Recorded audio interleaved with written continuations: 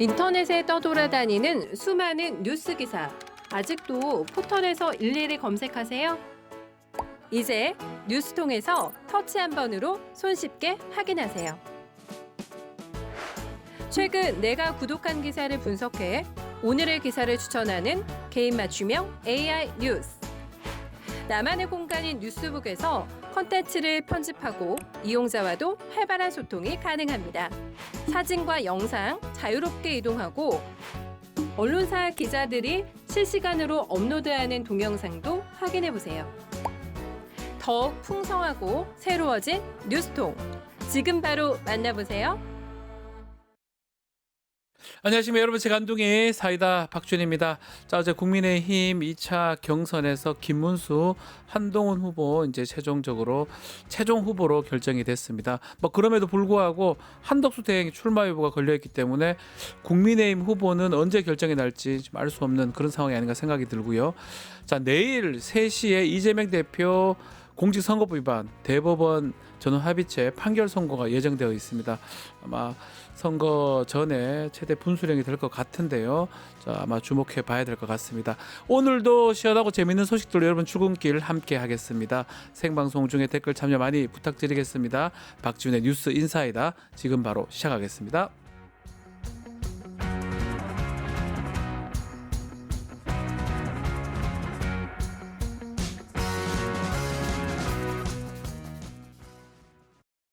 유튜브 구독하고 실시간 채팅과 댓글을 남기시면 매일매일 7,000TTCO를 드립니다. 참여 방법은 통통물 어플을 다운로드하고 회원가입과 로그인을 해주세요. 마이페이지에서 나의 회원 고유번호를 복사해주세요. 유튜브 구독 후 실시간 채팅이나 댓글창에 고유번호를 한 번만 입력하면 준비 끝! 지금 유튜브 채팅과 댓글 쓰기 참여하고 7,000TTCO 받아가세요. 돈 버는 퀴즈쇼 증권 통파. 퀴즈를 풀면 최대 100만 원 상당의 보상을 드려요. 탈락해도 걱정은 NO. 친구를 초대해도 코인을 드립니다. 친구는 3,000원, 나는 2,000원의 코인을 무제한으로 드려요. 자세한 내용은 QR코드를 스캔해보세요. 상금의 주인공은 바로 당신.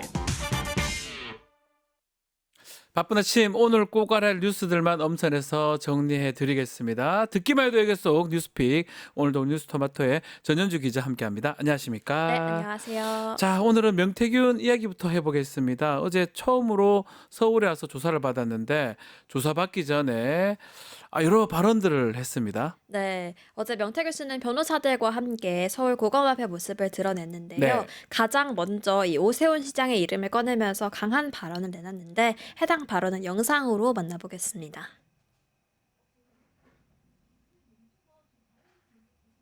네. 자, 일단 그 내용은 다시 한번 보기로 하고요. 자, 명태균 발언 네, 제가 부연 설명을 예. 먼저 좀 해드리면 명 씨는 오세훈 씨 잡아서 밥 한 그릇 하러 가자고 잡아당겨가지고 가야지 이런 말도 했고 네, 오세훈 씨 화면 잡으러 다시 보고 네. 다시 이야기 이어가겠습니다. 네. 물에 들어가봐야 물의 깊이를 알죠. 제 사랑하는 아내와 제 여식들에게 씻을 수 없는 상처를 준 오세훈이를 잡으러 차원에서 서울까지 왔습니다. 자, 오세훈이를 잡으러 이렇게 얘기했습니다. 창원에서 서울까지 왔다. 예. 이런 발언뿐만 와. 아니라 오세훈 씨 잡아서 밥 한 그릇 하러 가자고 예. 잡아당겨 가지고 가야지 이런 잡아당겨 가지고 말도 가야지. 하기도 했는데요. 예. 뿐만 아니라 명태균 씨는 이 김건희 씨의 공천 개입 의혹에 대해서도 거침없이 답변을 이어가는 모습을 보였습니다. 명 씨는 여사가 조국 수사 때 김상민 검사가 고생을 많이 했다. 그 사람 좀 챙겨주라 이렇게 이야기했다면서 여야를 뛰어넘어서 그 많은 사람이 영부인 2년 차에 전화가 와서 이런 부분을 부탁했을 때 그걸 거절하는 사람이 있겠냐? 없지 않냐라고 말하기도 했습니다. 예. 또 취재진들이 김건희 씨와 여전히 통화하고 있는지를 묻자 직접 만나러 보겠다면서 여유로운 모습을 보였는데요. 해당 장면도 영상으로 준비했습니다. 보시죠. 나는 물어보면 다 얘기한다는데 왜 그래? 지금도 김건희 여사 통화하십니까? 예? 김건희 여사 전화가 바뀌었다면서요? 전화가 바뀌었다면 지금 나온 지 얼마 안 됐어요. 이따 오후에 그 아쿠레부터 한번 찾아가 볼게요, 내가. 예. 아니, 뭐 전화를 해. 만나면 되지.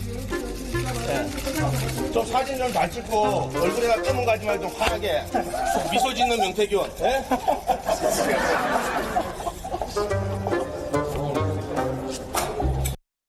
네, 네. 휴대전화가 바뀌었더라. 그러면서 네. 뭘 전화를 하냐. 아크로비스타로 만나러 가면 되지. 라면서 굉장히 당당한 모습을 그런 보였는데요. 모습이에요. 145일간 구속됐다가 이달 9일 풀려난 명 씨는 어제 자리에서 모아놨던 말들을 쏟아내고 또 대놓고 김건희 씨를 저격하는 모습을 보였습니다. 자, 이 발언도 작심 발언이긴 한데 진술서를 미리 준비를 했던 것 같습니다. 어떤 내용이었습니까? 네, 어제 검찰은 이 오세훈 시장과 몇 번 만났는지 네. 또 어떤 대화를 나눴는지 등 오세훈 서울시장에 대한 의혹을 집중적으로 물었는데요. JTBC 보도에 따르면 명 씨는 검찰에 2021년 1월 20일 광진구 한 중국 식당에서 오세훈 시장을 만났다면서 당시 김종인 위원장을 만나던 중에 오 시장이 먼저 연락이 와서 식당까지 예약했다라는 진술서를 가지고 들어갔습니다. 네. 이 날짜에 좀 주목을 해봐야 될 것 같은데요. 이 날짜는 오 시장이 서울시장 보궐선거 출마를 선언한 지 사흘이 지난 시점이었습니다. 쉽지 않은 경선을 뚫고 올라오긴 했지만 당시 오 시장 상황은 녹록지 않았고 오 시장 측에서는 승리를 위해 여러 방안을 강구 중인 상황이었는데요. 명 씨는 그 와중에 본인을 만나서 여러 제안을 했다라는 게 명 씨 측의 주장입니다. 또 명 씨는 이 자리에서 서울에 거처가 없다라고 말하자 오세훈 시장이 얻어드리고 싶다라고 했다고 진술서에 아하. 쓰기도 했습니다. 예. 그러면서 오세훈 시장이 두 분께서 서울시장 당선을 도와주시면 서울 아파트 한 채를 사드리고 싶다라고 했다면서 김영선 전 의원에게는 SH 사장 자리를 약속했다라고 말했습니다. 한편 서울시 측은 이 명태균은 선거를 이용해서 사기 행각을 벌이는 범죄자라면서 만물 명태균서를 접할 때마다 헛웃음만 나온다 이런 입장을 전했고요. 한편 검찰은 오늘까지 명시 조사를 마무리한 뒤에 오 시장 소환 소식을 결정할 계획입니다. 네. 자, 다음 얘기도 해보겠습니다. 자, 윤석열 대선 후보 시절에 캠프 있습니다. 공식 캠프가 아닌 서울의 네. 신사동의 한 화랑이 비밀 캠프로 운영됐다라는 건데 이번에 경찰에서 이 화랑 소유자 조사를 했네요. 네, 지난 대선 당시에 이 윤석열 캠프 정책 총괄 지원실장이었던 신용환 전 서원대 석좌 교수는 네. 가로수길 3층에 있던 화랑으로 보고하러 간다라는 캠프 인사들이 많았다라고 제보한 바 있습니다. 특히 TV토론 관련해서 업무가 이곳에서 많이 이루어졌다라고 했었는데요. 대선 당시 윤석열 후보의 공식 선거 캠프는 여의도로 화랑을 선관위 신고 없이 선거 사무소로 사용했다면 이 또한 명백한 불법 행위입니다. 화랑은 공식 캠프 사무실이 아니기 때문에 사무실 이용료 등도 공식 비용 처리에도 포함되지 않은 것으로 확인이 되고 있는데요. 또 어제 MBC 보도에 따르면 지난달 경찰은 이 화랑의 소유주인 남매를 불러서 조사한 것으로 확인이 됐습니다. 이 남동생 김 씨는 정상명 전 검찰총장의 사위로 또 정 전 총장은 윤 씨의 주례를 맡았던 인물이기도 한데요. 또 김 씨는 인수위 비서실에 발탁됐고 김 씨의 누나는 청와대 관리 활용 자문단 위원으로 임명됐습니다. 또 오늘 저희 뉴스인사이다 프라임 코너에 신용환 교수가 네, 직접 직접 출연하는 나오십니다. 만큼 8시 35분부터 진행되는 대담에 좀 계속해서 자세한 내용 직접 확인하시면 좋을 것 같습니다. 자, 신용환 교수한테 더 자세한 내용 들어보기로 하고요. 신사동 이 가로수길 외에도 윤석열이 서울 양재동에 비밀 캠프를 뒀다는 의혹도 있었고요. 건진법사가 사비를 들어서 운영했다 이렇게 알려지고 있는데 그 관본권 이제 유명했던 네. 관본권 혹시나 이 비밀 캠프 비용 아니냐 이런 주장이 제기됐습니다. 네, 말씀하신 것처럼 이 전성배 씨의 자택에서는 네. 관본권 5천만 원이 발견됐는데요. 이 윤석열 씨 취임 사흘 뒤 날짜가 적혀 있는 관본권이었습니다. 전 씨는 검찰에서 이 현금으로 받은 기도비라면서 누가 줬는지 기억이 나지 않는다 이렇게 진술을 했는데요. 그런데 MBC 보도에 따르면 최근까지도 이 건진법사의 법당을 드나들면서 지내온 인사는 이 건진법사가 돈을 댄 서울 양재동의 비공식 캠프 운영 경비를 누군가 관봉권으로 보전해 준 걸로 보인다 이렇게 말을 했습니다. 네. 이 서울 양재동 비밀 캠프는 이후 선거대책위원회 네트워크 본부에 포함된 것으로 알려지고 있는데요. 이 전 씨는 이 네트워크 본부의 상임 고문을 맡았고 처남과 딸도 함께 활동을 했습니다. 검찰은 이 건진법사인 전성배 씨가 선거운동을 주도한 것으로 보고 있는데 이 압수한 관봉권 5천만 원의 출처를 추적하면서 건진법사가 이 캠프 운영에 얼마나 관여했는지를 들여다보고 있습니다. 자, 이 건진법사 전성배 공천 청탁금 받은 혐의로 재판을 받고 있고 수사도 받고 있고 뭐 여러 가지 구속영장도 청구돼서 기각된 바가 있습니다. 네. 자, 이 와중에 이 전성배 부인하고 처남 또 물론 인수위 관계자 공교롭게 모든 사람이 휴대전화를 바꿨어요. 네, 오늘 아침 노컷 참. 뉴스 보도에 따르면 전 씨 일가가 연말에 일제 휴대전화를 교체할 때 윤석열 씨 인수위 자문위원 출신 인사 A 씨도 같은 시기에 휴대폰을 교체했습니다. 네. 전 씨의 처남은 수도권의 한 시장 선거에서 그가 추천한 예비 후보가 공천을 통과했고 용산 대통령실 인사 청탁에도 관여한 것으로 알려져 있는 인물인데요. 전 씨 일가의 휴대전화 교체는 검찰이 이 전성배 씨를 긴급 체포한 이후 약 2주 만에 속전속결로 이뤄졌습니다. 네. A 씨는 기존에 이 전 씨 일가와 연관성이 거론돼 왔던 인물인데 휴대폰까지 같은 시기에 교체했다는 점에서 좀 눈에 띄는 대목이고요. 이 경우 전문가로 알려진 A 씨는 윤석열 정부 들어서 다수의 기관 감사장과 표창을 받았으며 현재도 공공기관에서 근무 중인 것으로 파악되고 있습니다. 뿐만 아니라 이 전 씨와의 연관성이 집중적으로 거론되는 윤한홍 의원도 같은 시기에 좀 휴대전화를 교체한 것으로 검찰은 파악하고 있는데 아직까지 윤 의원은 부인하는 입장입니다. 거의 뭐 똑같습니다. 조사만 받기 직전 받기 시작하면 휴대전화를 다들 뭐 검찰이나 이 사람들 네. 교체하는 게 아주 안타까운 상황입니다. 자, 오늘도 대선 주자 발언들 중에 짚어볼 만한 발언 대선 말말말 시간 어떤 장면 오늘 소개해 주십니까? 네, 어제 국민의힘 2차 컷오프 결과가 발표됐습니다. 김문수, 한동훈 후보가 결선에 올라갔고 안철수, 홍준표 후보가 탈락했는데요. 안철수 후보가 이 탈락 후에 승복 연설을 하면서 작은 말실수가 있었는데 오늘은 그 장면 준비했습니다. 해당 장면 보고 오시죠. 오늘 저는 국민과 당원의 선택을 겸허하게 받아들입니다. 부족한 저를 여기까지 이끌어 주신 국민과 당원 여러분께 머리 숙여 감사드립니다. 누가 최종 후보가 되든 이재명 맞고 정권 교체 이루는데 제 힘 바치겠습니다. 우리 당의 승리가 국민의 승리고 역사의 승리가 될 겁니다. 뭐 정권 교체를 이룬다고요? 네, 국민의힘 아. 후보로서는 이 정권을 연장해야 하는 게 맞는 그렇죠. 발언인데요. 정권 교체 이루는데 제 힘 바치겠다 이렇게 뭐야 말실수를 이재명 했습니다. 쪽으로 간다는 이 말인가요?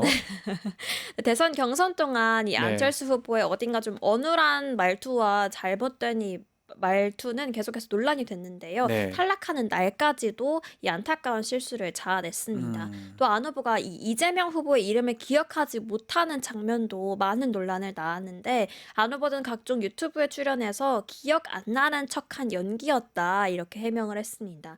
일부러 이재명 후보가 존재감이 없는 것처럼 이 후보를 무시하려던 의도된 행동이었다 이런 해명을 내놓기도 했습니다. 예, 알겠습니다. 자, 홍준표 후보도 탈락을 했습니다. 경선 탈락 동시에 정계 은퇴 선언도 했네요.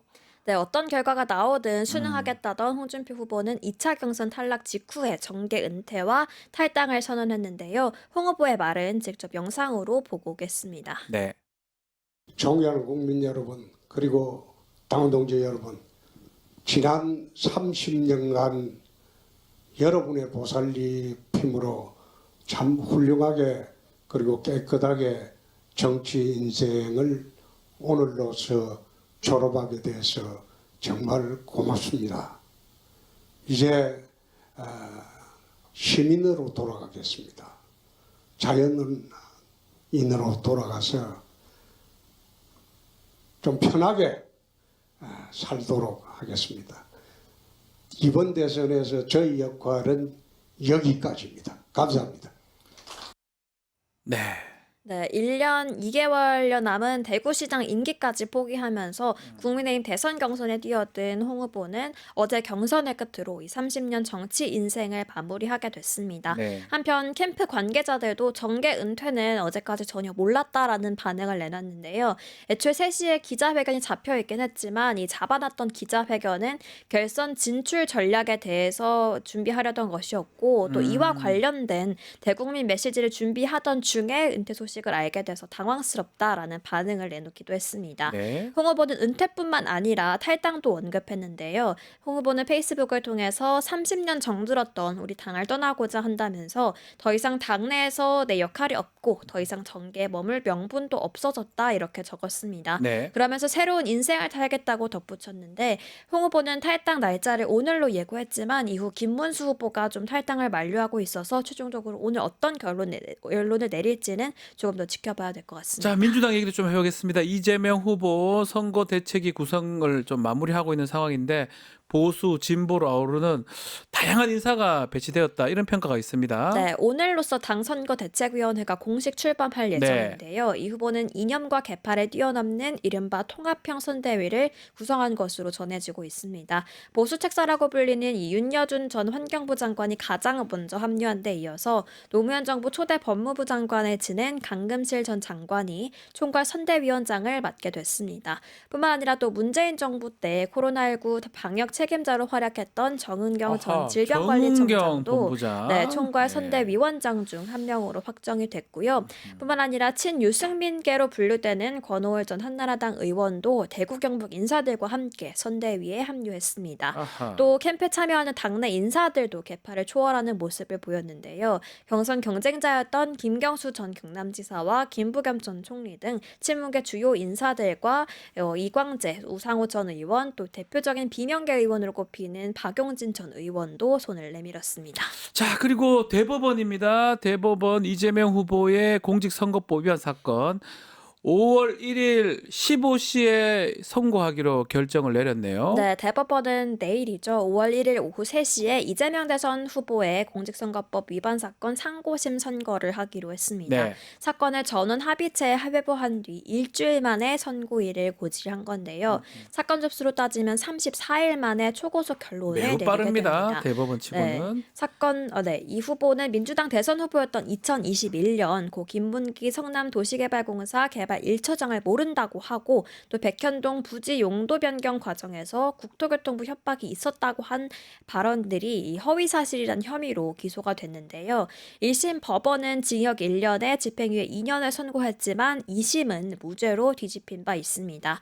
대법원은 2심 판결에 문제가 없다면 무죄를 확정하고 그렇지 않다면 사건을 파기해서 다시 서울 고법에 내려보내게 되는데요. 법조계 안팎에서는 이 대법원이 다음 달 11일로 예정된 이 대선 후보 등록 마감일을 고려한 것 아니냐 이런 해석도 나오고 있습니다. 한편 어제 이 후보는 이 질문에 결과를 묻는 질문에 법대로 하겠지요라는 짧은 입장만 내놨는데요. 이후 어떤 결과가 나올지 내일까지 지켜보면 될 것 네. 같습니다. 엄청 빨리 됐어요. 엄청 빨리 됐다라는 거는 한 번 심리하고 두 번째 평일했다는 거거든요. 2심 판결문이 아주 상세하게 100여 페이지가 돼 있습니다. 네. 1심 중요하게 2심을 기준으로 판단한다 그러면 아마 우리가 결론이 거의 예상이 되는 상황이 아닌가 생각이 듭니다. 자, 댓글에도 그 얘기 걱정이나 뭐 얘기들이 많은 것 같은데요. 빨리 됐다는 게 이제 그게 아마 예상치가 아닌가 생각이 듭니다. 내일 지켜보기로 하고요. 자, 오늘 전주 기자 감사합니다. 네, 고맙습니다. 이어서 수요일 남자로 돌아오겠습니다.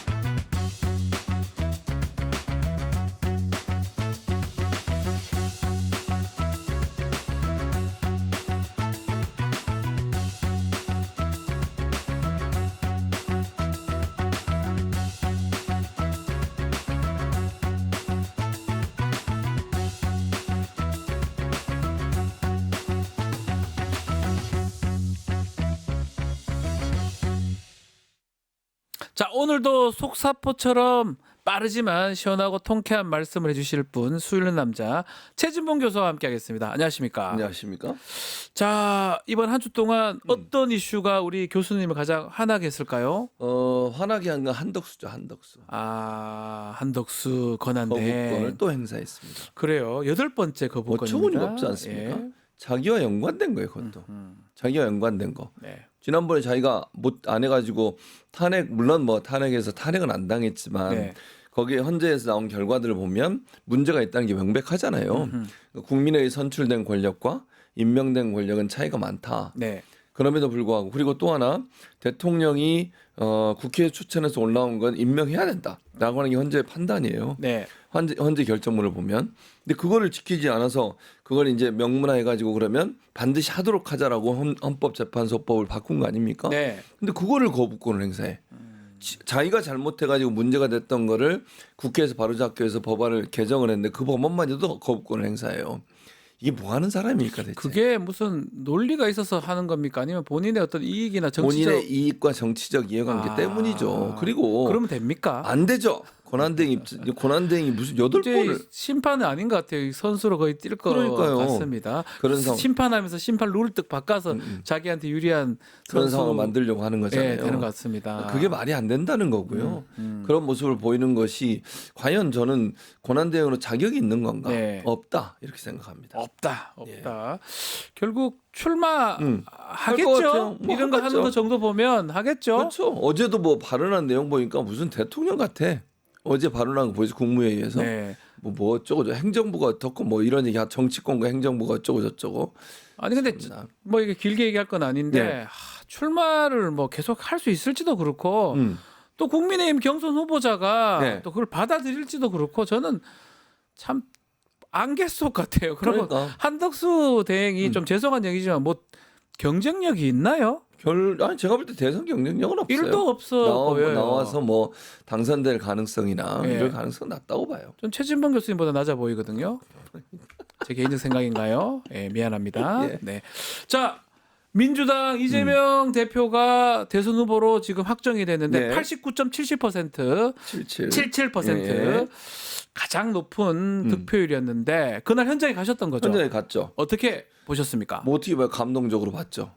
대단했습니다. 그러니까 뭐랄까요? 자꾸 왜 가세요 거기 왜 가냐고요? 방송하러 민주 가요. 당원도 아니면서 방송하러 그렇게 간다고요. 하시는 거예요? 방송하러. 아, 예. 나중에 나오는 김지호 둘이 갔잖아요. 같이 갔습니까? 그렇습니다. 예. 근데 현장에서 보면서 느낌은 그러니까 여러분은 영상으로 보신 분하고 또 다른 느낌은 현장에서 네. 그 열기가 느껴지잖아요. 네. 그러니까 그 사람들이 이재명을 연호하면서 그 외치는 모습이 정말 감동적이었어요. 그러니까 그 현장에 있는 분들이 한 목소리로 이재명을 연호를 하는데 이게 정말 막을 수 없는 도도한 어떤 물결 같았다. 느낌이 그랬습니다. 저는 개인적으로. 현장의 그 분위기가 예. 아주 난리가 났었어요. 가셨습니까 근데? 제가 가지를 못했죠. 간 것처럼 얘기해야 저 돼. 그냥 TV로 봤는데 우리 TV 볼 교수님 말씀 때보다 들어보니까 예. 훨씬 더 뜨거워요. 그 열기가. 그러니까 정말 이 이재명이라는 이 정치인에게 기대를 하고 있는 사람들이 그 기대감이 얼마나 큰지를 볼 수 있었어요.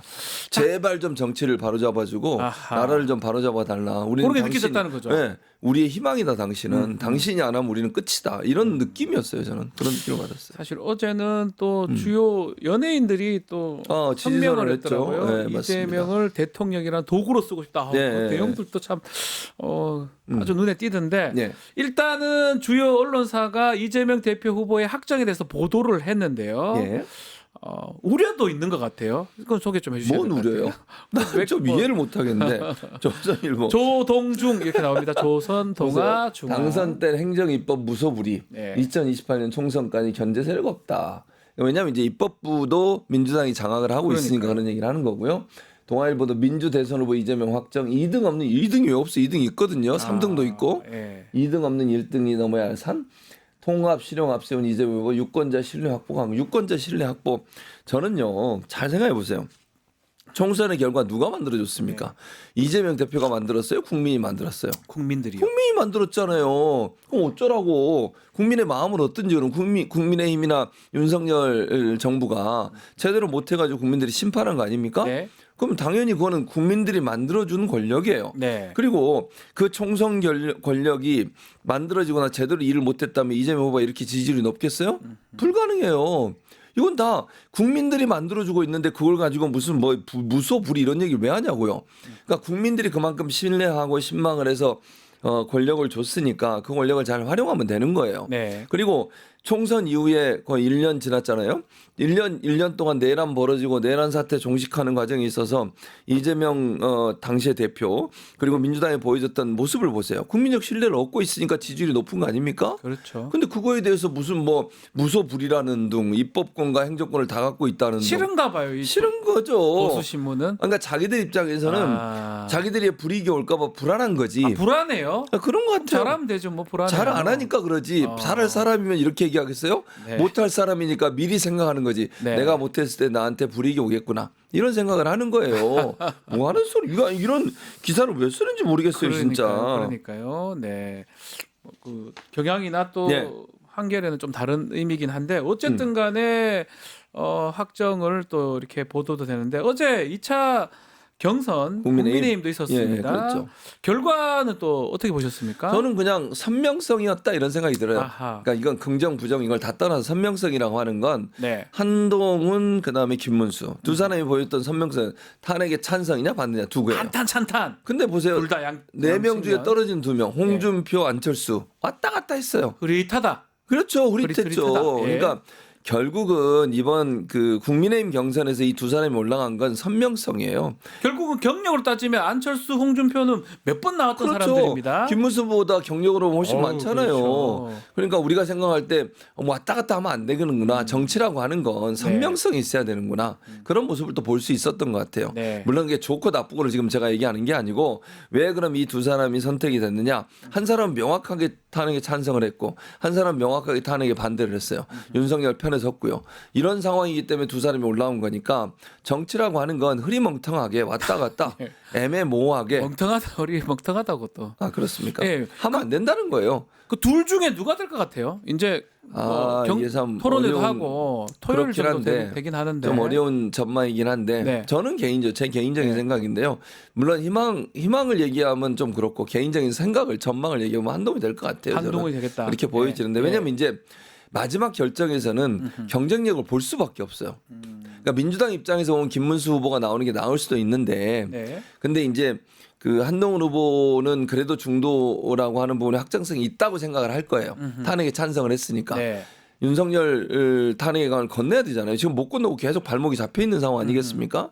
그런 상황에서 중도의 확장성을 노린다면 전략적으로 한동훈을 지지할 가능성이 높아지기 때문에 저는 개인적으로 한동훈이 된다고 보지만 네. 문제는 하나 더 넘어야 되잖아요. 허들이. 한 씨가 있어요. 한덕수 대행이 지금 뚝 서가 있습니다.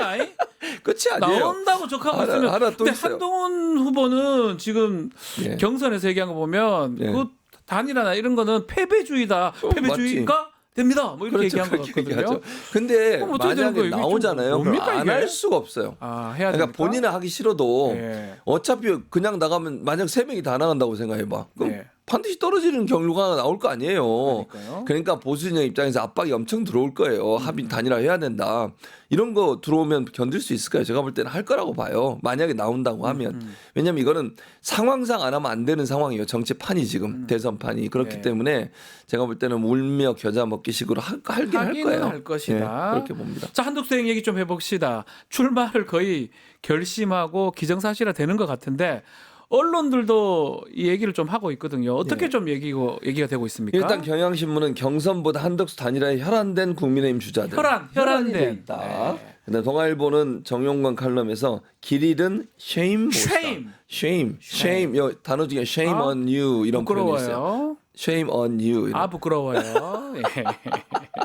근데 이 사람이 네. 중간에 글에다가 제가 그대로 읽어줄게요. 네, 네. 중간에 글에 탄핵 인용 후 그저 한덕수 차출, 그와의 단일화 이벤트 등 택틱이 사실상 대선 전략의 전부. 택틱이 뭔지 아십니까? 뭐죠?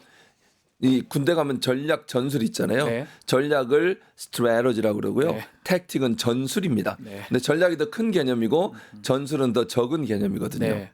영어 공부 시간이었습니다. 예. 근데 이게 택틱이 전략이 없다는 거죠. 한마디로 얘기하면. 전술만 있을 있고 뿐이고 전략이 전혀 없다. 네, 이런 뜻이고요. 이렇게 얘기를 네. 한 것 같습니다. 네. 자, 그럼에도 조선중앙 네. 여기는 사실은 좀 편들어 줄 것 같았는데 이 보수 언론에서도 한덕수 대행 출마 명분이 빈약하다 이렇게 그렇게 얘기를 보고 하고 있죠. 있네요. 이게 제대로 보는 거라고 저는 예. 생각해요. 한 대행이 조선일보 출마 명분과 비전이 궁금하다. 뭐냐. 그다음에 중앙일보는 출마 임박 한덕수 국민 선택한 명분 제시가 먼저다. 이런 얘기를 하고 있는데 완전히 비판했다기보다는 뭔가 좀 비전을 내놔봐라 이런 의도라고 보는데 저는 이게 한덕수 지금 권한대행 같은 경우에는 가장 큰 문제가 뭡니까? 내란 혐의가 있어 지금 그러니까요. 피의자로 조사를 받고 있잖아요. 네. 조사를 받고 있는 상황이기 때문에 어떤 경우가 나올지도 모르고요. 이런 상황에서 나와가지고 무슨 도움이 되겠냐. 왜냐하면 아까도 말씀드렸지만 비상계엄이나 윤석열 정권과의 선긋기가 명확해야 되잖아요. 네. 근데 지금 권한대행하면서 계속 보여준 모습은 윤석열 대통령 가깝게 윤석열 대통령이 했던 걸 계속 따라하고 있잖아요. 지금 그런 상황이라고 하면 이게 무슨 명분이 있죠? 저는 똑같은 제2의 윤석열이라는 이미지가 생길 수밖에 없어요. 뭐 명분을 제시할 수가 있습니까? 근데? 없어요. 그러니까 기본적으로 이 사람이 관료나 그 행정은 쭉 해왔지만 그것도 뭐 지도 리더가 아니라 참모로서 역할을 해온 거잖아요. 근데 이 사람이 정치인으로서의 활동을 한 건 거의 없어요. 아니, 그럼 저는 또 저는 두려운 게 한계가 있다. 오늘 뉴스가 됐던 부분인데 미국에 지금 통상 협상하고 있는 그 보도하고 우리하고 조금 차이가 있거든요. 차이가 있죠. 미국은 지금 베센트 재무장관이 잘 되고 있다. 그러니까요. 한국 거는 우리 금방 하겠다라는 식으로 어제 또 얘기를 하더라고요. 그러니까요. 뭔가 이 나쁜 짓 하는 거 아닌가 싶기도 그렇게 하거든요. 보이죠. 물론 밝혀지지 않았지만 예. 지금 현재 그 미국의 장관이 그 정도 얘기했다면 누구한테 유리한 내용이겠어요? 그렇죠. 미국한테 유리한 거예요. 당연히 그럴 수밖에 없죠. 우리는 7월로 미룬다고 했는데 그것도 예. 이제는 뭘 믿을 수가 없습니다. 한덕수 자기 이익을 위해서 지금 하는 거 아니냐 이 생각이 드는데 왜 저 국민의힘은 저 사람을 저렇게 좋아하나요? 아니 왜냐하면 대안이 없어요. 아니 그러니까 뭐 다른 사람이 없잖아요. 누가 당할 건데 그러면 한덕수가 없다니까. 뭔데요? 아니 그러니까 자기들 입장에서는 그래도 지지율 나온다고 생각하는 거예요. 그런 거예요? 고만고만하지만 예. 그러니까 한덕수 지금 권한대행이 여론조사 결과에 넣어보면 그래도 뭐 다른 후보보다 높게 나온 것도 있잖아요. 국민의힘 후보들 중에는. 예. 그러다 보니까 그 사람한테 의지할 수밖에 없는 거지. 윤석열 데려온 것도 국민의힘이에요. 용병 착출. 그렇게 들어왔잖아요. 근데 이게 정말 윤석열의 경우를 보듯이 필패다. 이거 뭐 나라가 먼저 아니에요. 나라가 국가가 먼저 먼저라고 아니에요. 그 사람들은 생각하지 않죠. 국민의힘 의원들은 나라가 먼저가 아니라 정권을 우리가 먼저다. 잡아본들 한덕수가 뭘 할 수 있겠어요. 정권을 못 잡는다고요. 아니 그러니까요. 네.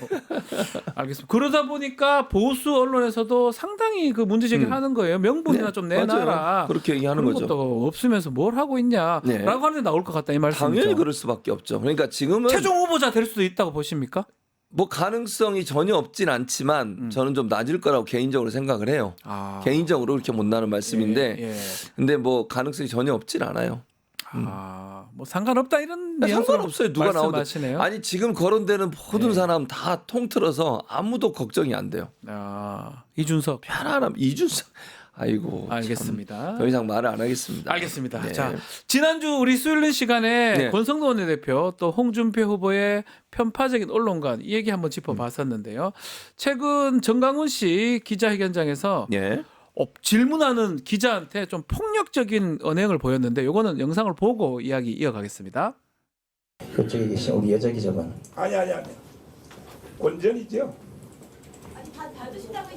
아니 헛소리 하지 말고 권전 질문을 난 안 받아요. 아니 당신은 범죄인이야. 아니 헛소리 하지 마. 헛소리 하지 말고 나를 고발했잖아. 왜 당신부터 손을 들고 가만히 앉아서.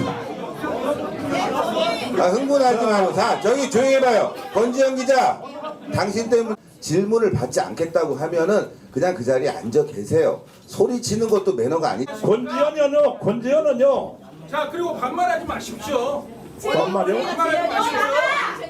지상파나 중앙방송 그 메이저 언론이 먼저 순서를 가는 게 아니에요. 으로 차별하지 마세요. 아 차별. 자 인터넷 기자 협회장입니다. 목사님. 아니 자 방송 신문 인터넷은 똑같은 언론입니다. 이렇게 차별하고 편파적으로 하시면 됩니다. 아니 근데 편파적으로 한 게 아니고 나는 권지현만 나가라 그랬어요. 선생님은 이따가 정식 질문하시고. 아니 그 봐요. 그 인터넷 기자협회 회장이에요? 나도 인터넷 기자협회 회원인데 그거는 회장이라는 사람이 그런 식으로 나서 나를 옹호하고 하면 되겠어 그게?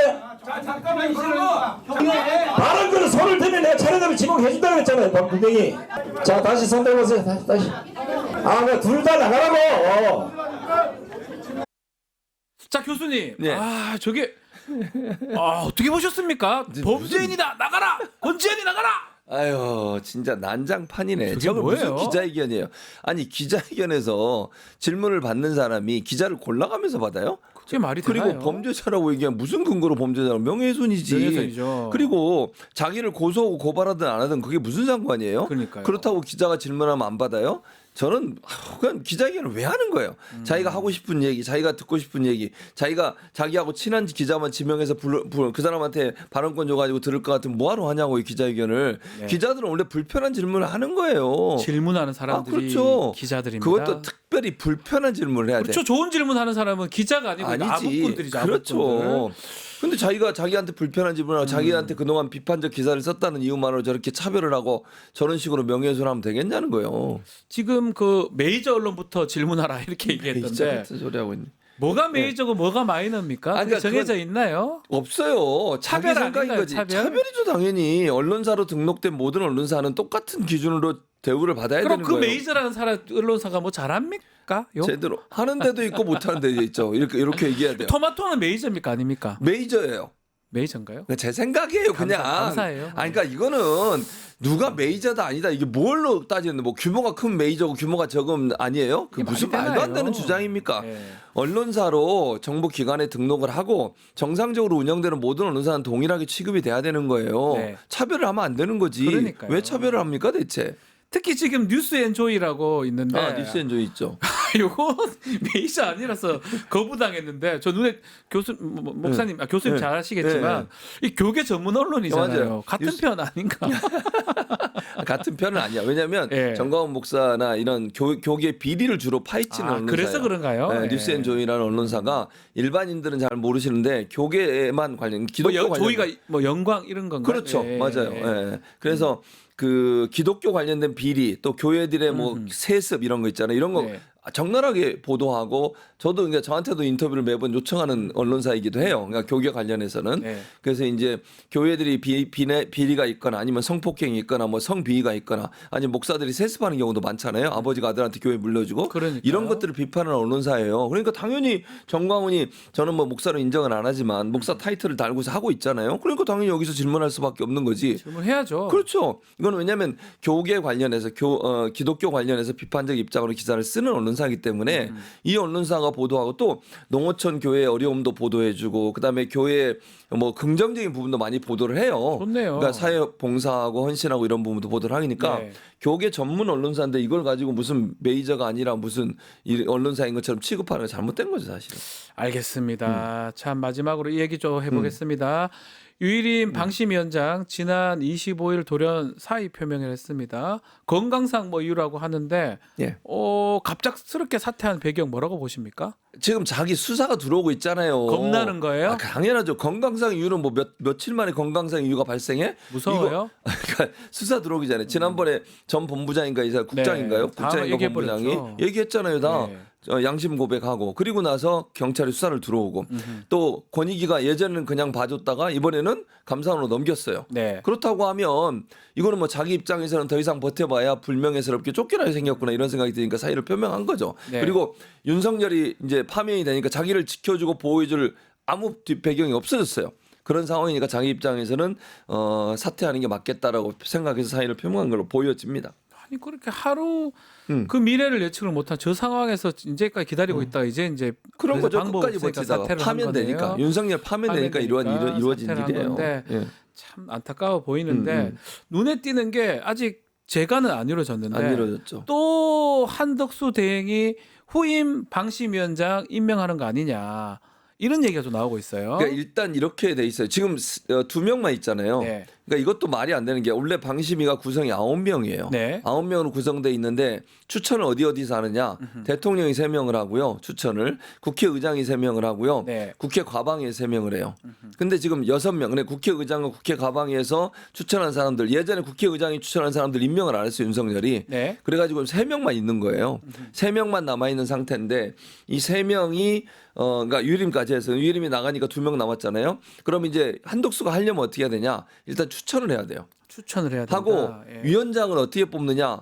호선을 해요. 호선이 뭔지 아세요? 서로 이렇게 그렇죠. 뽑는 거죠. 그렇게 하는 거예요. 그러니까 일방적으로 한덕수가 권한대행이라 하더라도 이 사람 위원장이 이렇게 얘기할 수는 없어요. 다만 이제 한 명을 추천해서 그 사람이 들어가면 셋이서 회의를 해가지고 결정을 그것도 잘못된 거지. 네. 9명이 정원인데 3명이 앉아가지고 위원장 뽑고 이러면 되겠습니까? 안 되죠. 근데 그렇게 했어요. 유림을 그렇게 해서 뽑은 거니까 실제로는.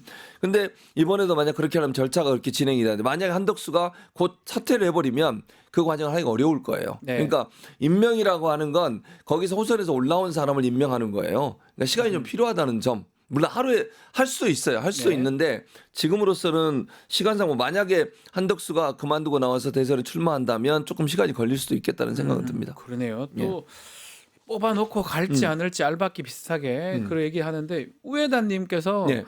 연락 안 되는데 유일임 출국 금지해야 되는 거 아니냐라는 그치. 얘기하는데 감사원이 출국 금지 조치 안 했습니다. 안 했죠. 해외 가버리면 그만 아니에요? 그렇죠. 조사를 못 하는 거죠. 출국 공정한 금지해야죠. 감사가 가능할까요? 어려울 것 같고 예. 경찰도 수사를 하고 있는 상황이잖아요. 그렇죠. 그럼 만약에 출국의 위험성이 있다면 출국 금지하는 게 맞죠. 기본적으로. 당연한 것 같은데 네. 실제로 출국 금지 안 해서 홍준표 후보 관련된 최모 씨 좀 뭐 외국에 가버렸지 않습니까? 예, 그랬죠. 그런 실수를 해서는 안 될 것 같기도 한데 일단은 유희림 뭐 나오지는 않을 것 같은데 네.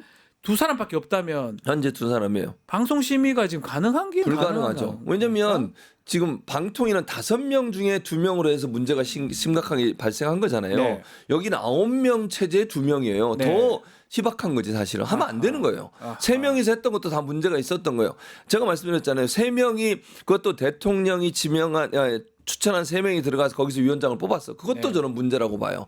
근데 임명권은 대통령한테 있지만 호선을 해야 되니까 9명이 구성된 다음에 해야 될 거 아니에요. 근데 6명이 들어오지도 않고 3명이 있는 데서 그냥 자기들끼리 호선을 해가지고 한 명을 뽑은 거예요. 그게 유일임이었어요. 그거 자체가 문제라는 말씀을 드리는 것이고 그러니까 정당성이 없고 지금 2명이기 때문에 2사람이 심의를 한다? 네. 그것도 대통령이 추천한 사람 2명만 남아있어요. 견제를 하기 위해서 야당도 추천하게 만들고 국회의장도 추천하게 만들 거잖아요. 네. 그 사람들이 없는 상태에서 대통령이 추천한 2명이서 앉아서 모든 걸 한다? 있을 수 없는 일이죠. 이거 다 법적으로 처벌받아야 됩니다.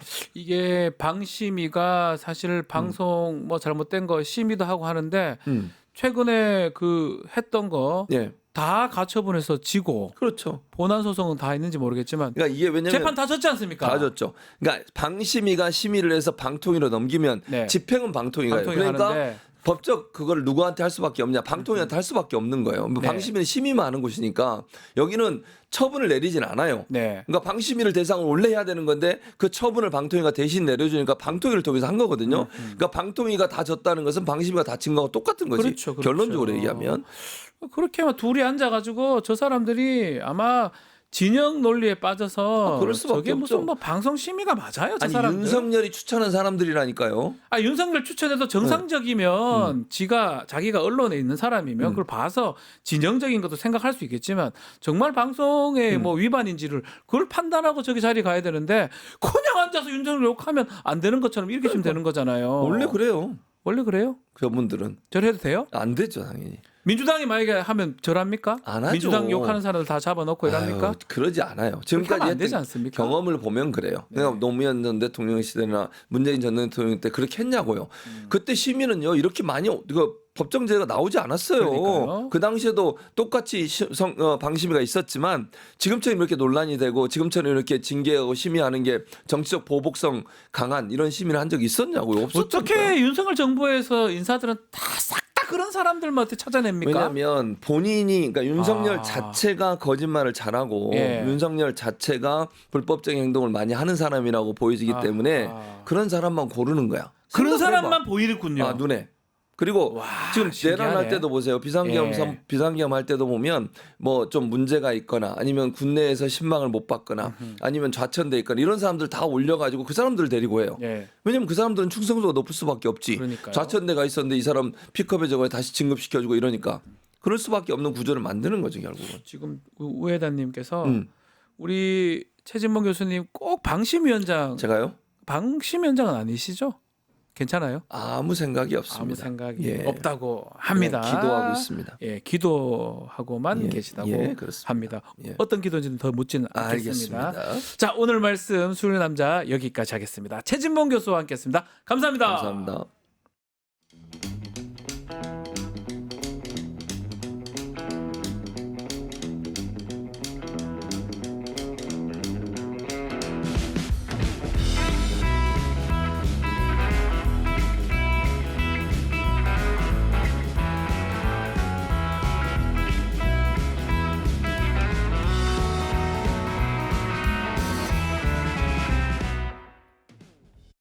국내 MTS의 선두주자 증권통. 모든 투자 자산을 한눈에 오케이. 투자 고수의 거래 내역을 구독하고 주식 투자를 더 쉽게. 거슬리는 하단 광고도 노에드 가입하면 더 넓고 더 많아지는 나의 관심 종목들. 쉽고 빠른 주식 투자 증권통. 리서치 앱테크 아직 시작 안 하셨나요? 생각만 공유해도 리워드가 쌓이는 서치통. 지금 시작해보세요. 원아이디 로그인 후 패널 가입 시 약 3,000원 상당의 리워드 적립. 리서치에 참여하실 때마다 현금처럼 사용 가능한 PTR 적립. 내가 초대한 친구가 패널 가입을 할 때도 리워드 적립. 지금 바로 서치통에서 우리 지역, 우리나라의 사건, 사고들에 대한 리서치에 참여해주세요. 이슈화합 시간입니다. 김지호 민주당 경기도당 대변인, 장미 변호사 두 분 함께합니다. 네, 안녕하십니까? 안녕하세요. 자, 오늘은 요 얘기 먼저 해봐야 될 것 같습니다. 어제 속보로 떴죠. 민주당 이재명 후보의 공직선거법 위반 사건 대법원 선고 내일이면 내일 오후 3시에 선고 결정이 났습니다. 엄청 빨라요. 시작 끝까지 빠른 상황인데 어떻게 봐야 됩니까? 김지호 대변인. 일단 네. 대법원에서 표면적으로는 633 네. 재판 지연을 막겠다. 뭐 조희대 대법관이 그러한 이야기도 많이 했고 재판 지연을 막기 위해서 신속하게 재판을 내리겠다. 뭐 이러한 게 표면적인 이유인데 제 생각으로는 대법원이 이번 대선 국면에 뭔가 좀 존재감을 보여주고 싶었던 게 아닌가? 존재감. 예. 그리고 어찌 됐든 지금 헌법재판소의 윤석열 내란 수계 피의자 탄핵 심판이 굉장히 전 국민적인 화제로 부각되면서 헌법재판관들에 대한 존재감 자체가 굉장히 부각되지 않았습니까? 네. 이런 모습들을 보고 대법원도 이해질 수 없다. 이런 어떤 법관들이 자기 정치를 하고 있는 게 아닌가. 정치다는 거죠. 전 그런 의심이 듭니다. 한편으로는? 예, 지금 왜냐하면은 저희는 지금 사법의 시간이 아니라 정치의 시간, 대선의 시간을 보내고 있습니다. 어쩌면 주권자의 시간, 국민의 시간이에요. 그럼요. 지금은. 국민의 삶을 위해서 어떤 공약과 어떤 정치인이 활동하는지 논의해야 할 시간에 아니 뭐 기억이 안 나고 저기 뭐야, 응? 저기 뭐야. 협박으로 느꼈다. 이런 깜도 안 되는 건을 또 논해야 된다는 자체가 사실 저는 좀 유감입니다. 물론 뭐 저는 이번 선고 결과가 뭐 제 예상으로는 상부 기각에 무죄 확정될 거라고 보이고 검찰의 어떤 무리한 정치 기소에 대해서 일침을 가할 거라고 생각합니다. 그러나 그것조차 왜 지금 이 민감한 시국에 대법원이 본인들의 존재감을 위해서 무리하게 선고를 빨리 진행하나 좀 유감입니다. 예. 말씀대로 대법원장이 직접 전원 합의체 보내고 첫 심리가 4월 22일 또 두 번째 24일 며칠 만에 선고하겠다. 엄청 빠른 거 아닙니까? 저 처음 봐요 이런 거. 그러니까 저는 개인적으로는 대선 전에는 나오기 어려울 거다. 왜냐면 633 원칙을 견지하더라도 예. 3월 26일 날 이제 항소심에 선고가 있었기 때문에 6월 26일 전까지만 그렇죠. 내면 되는 거였거든요. 예. 근데 많은 분들이 대법원의 의지를 좀 피력을 하니까 대선 전에 나오지 않겠느냐라는 전망까지는 있었지만 후보 등록일인 5월 11일 전에 나올 거라고까지는 예측하셨던 분들이 많지는 않았던 것 같아요. 근데 제가 우연한 기회에 이제 법원에 계속 오래 계시다가 이제 변호사 개업 최근에 하신 분이 이게 5월 달에 5월 초에 나오면 이게 이 속보가 뜨기 전이었어요. 네.